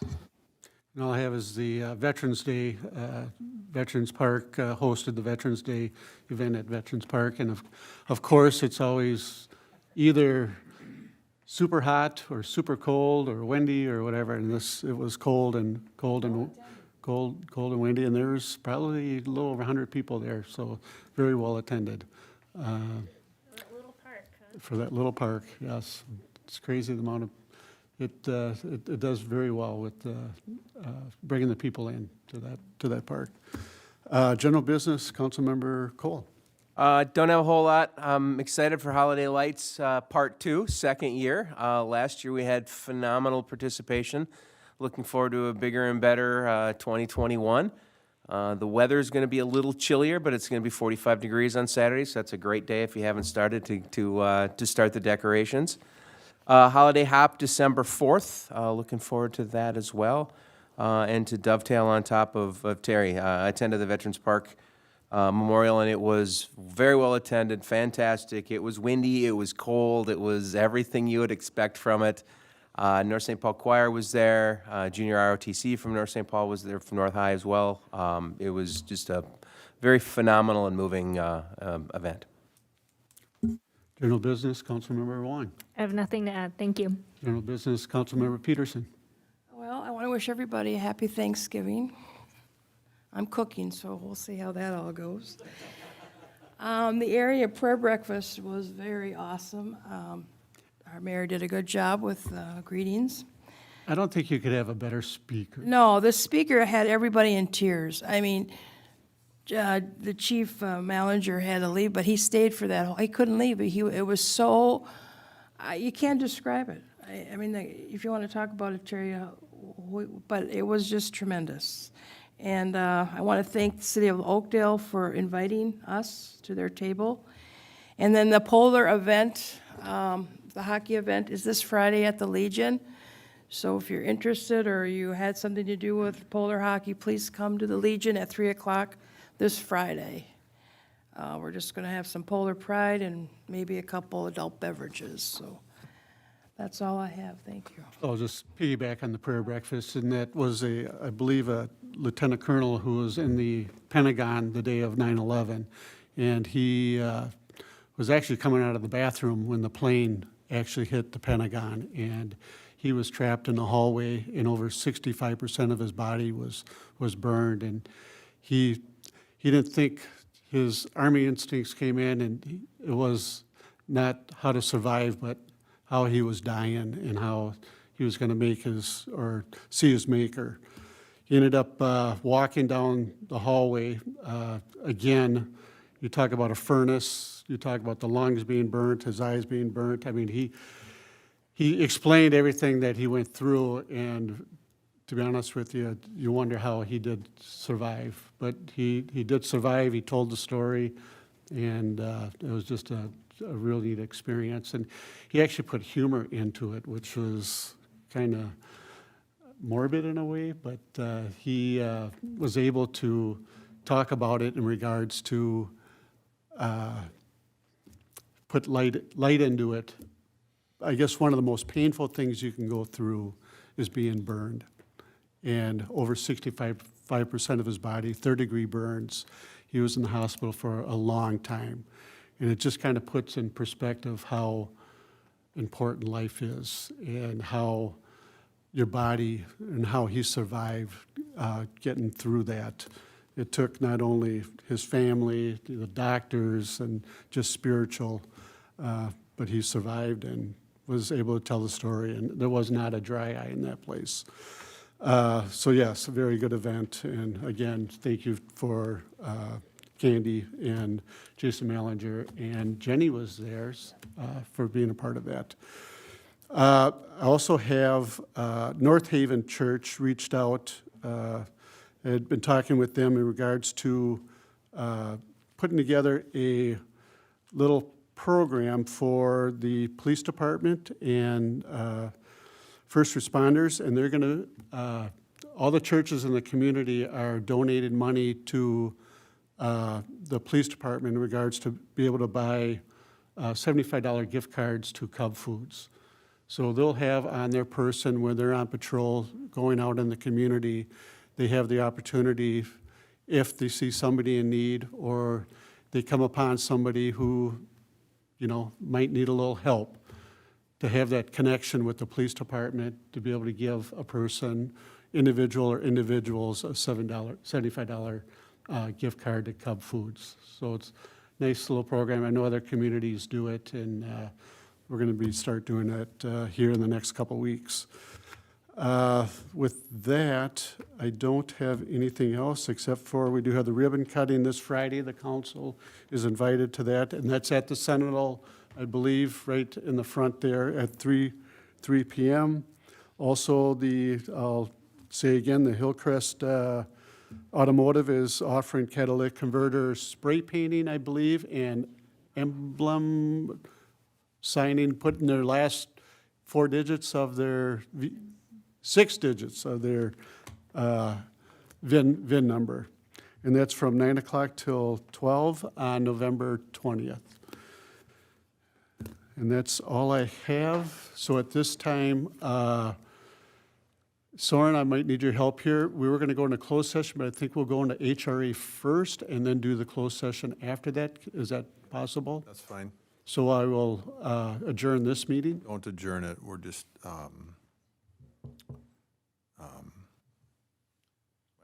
rules are escaping me. We're just going to lay it over until we're done with the HRA. So go We with can just recession? recess it for a moment. Recession. Recess it and come back after the HRA. Okay, so we'll go into recess for the general meeting, and we'll go right into the HRA meeting. So, motion, well, no, let me get the HRA meeting here.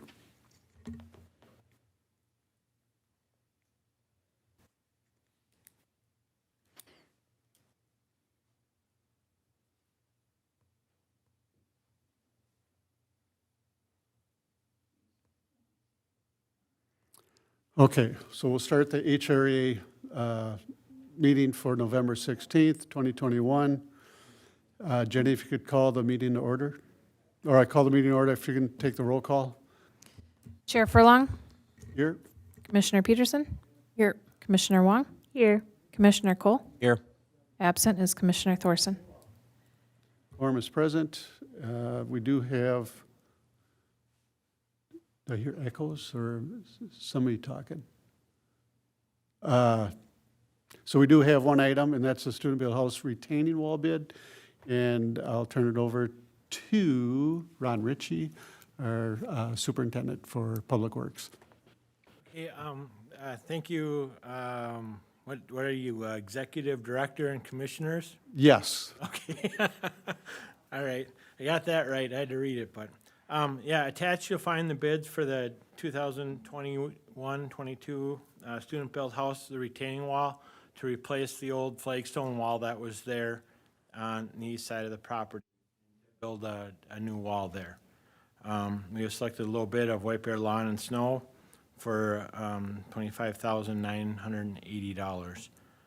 The additional bids are, we had 3 bids on it, and this was the low bid for it, so. So I need a motion to approve the dollar amount of $25,980 to replace the retaining wall for the student-built house. Is there any questions in regards for the Public Works Director? Is it a big wall? It's about 100 feet long. It's only about, It is a big wall. just a little under 4 feet tall. I think it's like 3'11" if I remember right for the height, so. Okay, any other questions for, if not, motion for the $25,980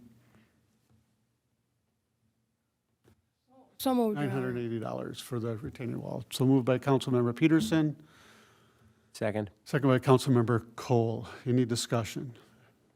If not, all those in favor signify by saying aye. Aye. Opposed, the motion carries. That's Thank it? you. That's it?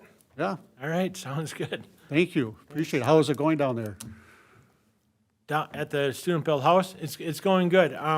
We're looking at getting gas. Excel's looking at putting the gas in. They give you a 10-day window when they're gonna do that. So we might have to do a little finagling, like Candy said. The trusses are there now. The teacher was gonna try to get the trusses at least up on the roof, so they wouldn't be in the way. We're anticipating Excel to come in any day here before the ground gets frozen. We may have to move the pod in order to do that for the day, but we have the ability to do that. So it's going good up there.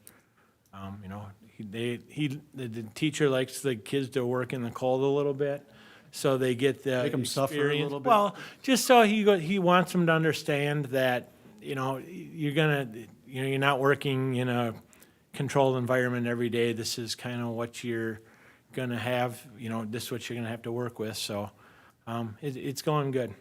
Good, good. Yeah. All right. Anything else? I don't think we have anything else with the HRA, so at this time, motion to adjourn the HRA.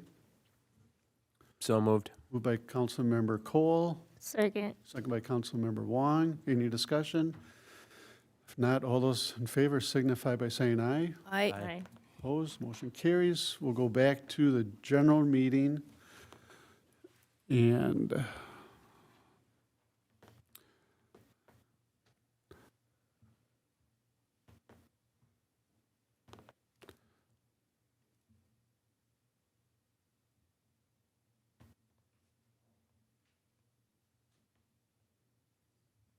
God, I love computers.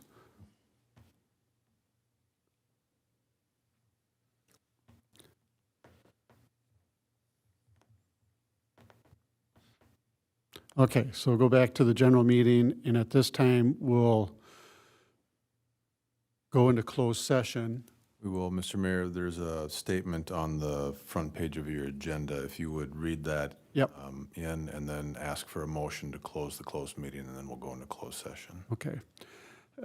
So at this time, the meeting will be closed as permitted by Section 13D03 to discuss the city's labor negotiation strategy related to the city's negotiations with the International Brotherhood of Electrical Works, Local 160, Teamsters Public and Law Enforcement Employees Union, Local 320, Public Works and Electrical and Law Enforcement Labor Services, Local 211 Patrol Unions. So at this time, a motion to go into Closed session. closed session. So moved. Moved by Councilmember Wong, Second. second by Councilmember Cole. Any discussion? If not, all those in favor signify by saying aye. Aye. Opposed, the motion carries. We'll go into closed session. I think we'll go into the other room.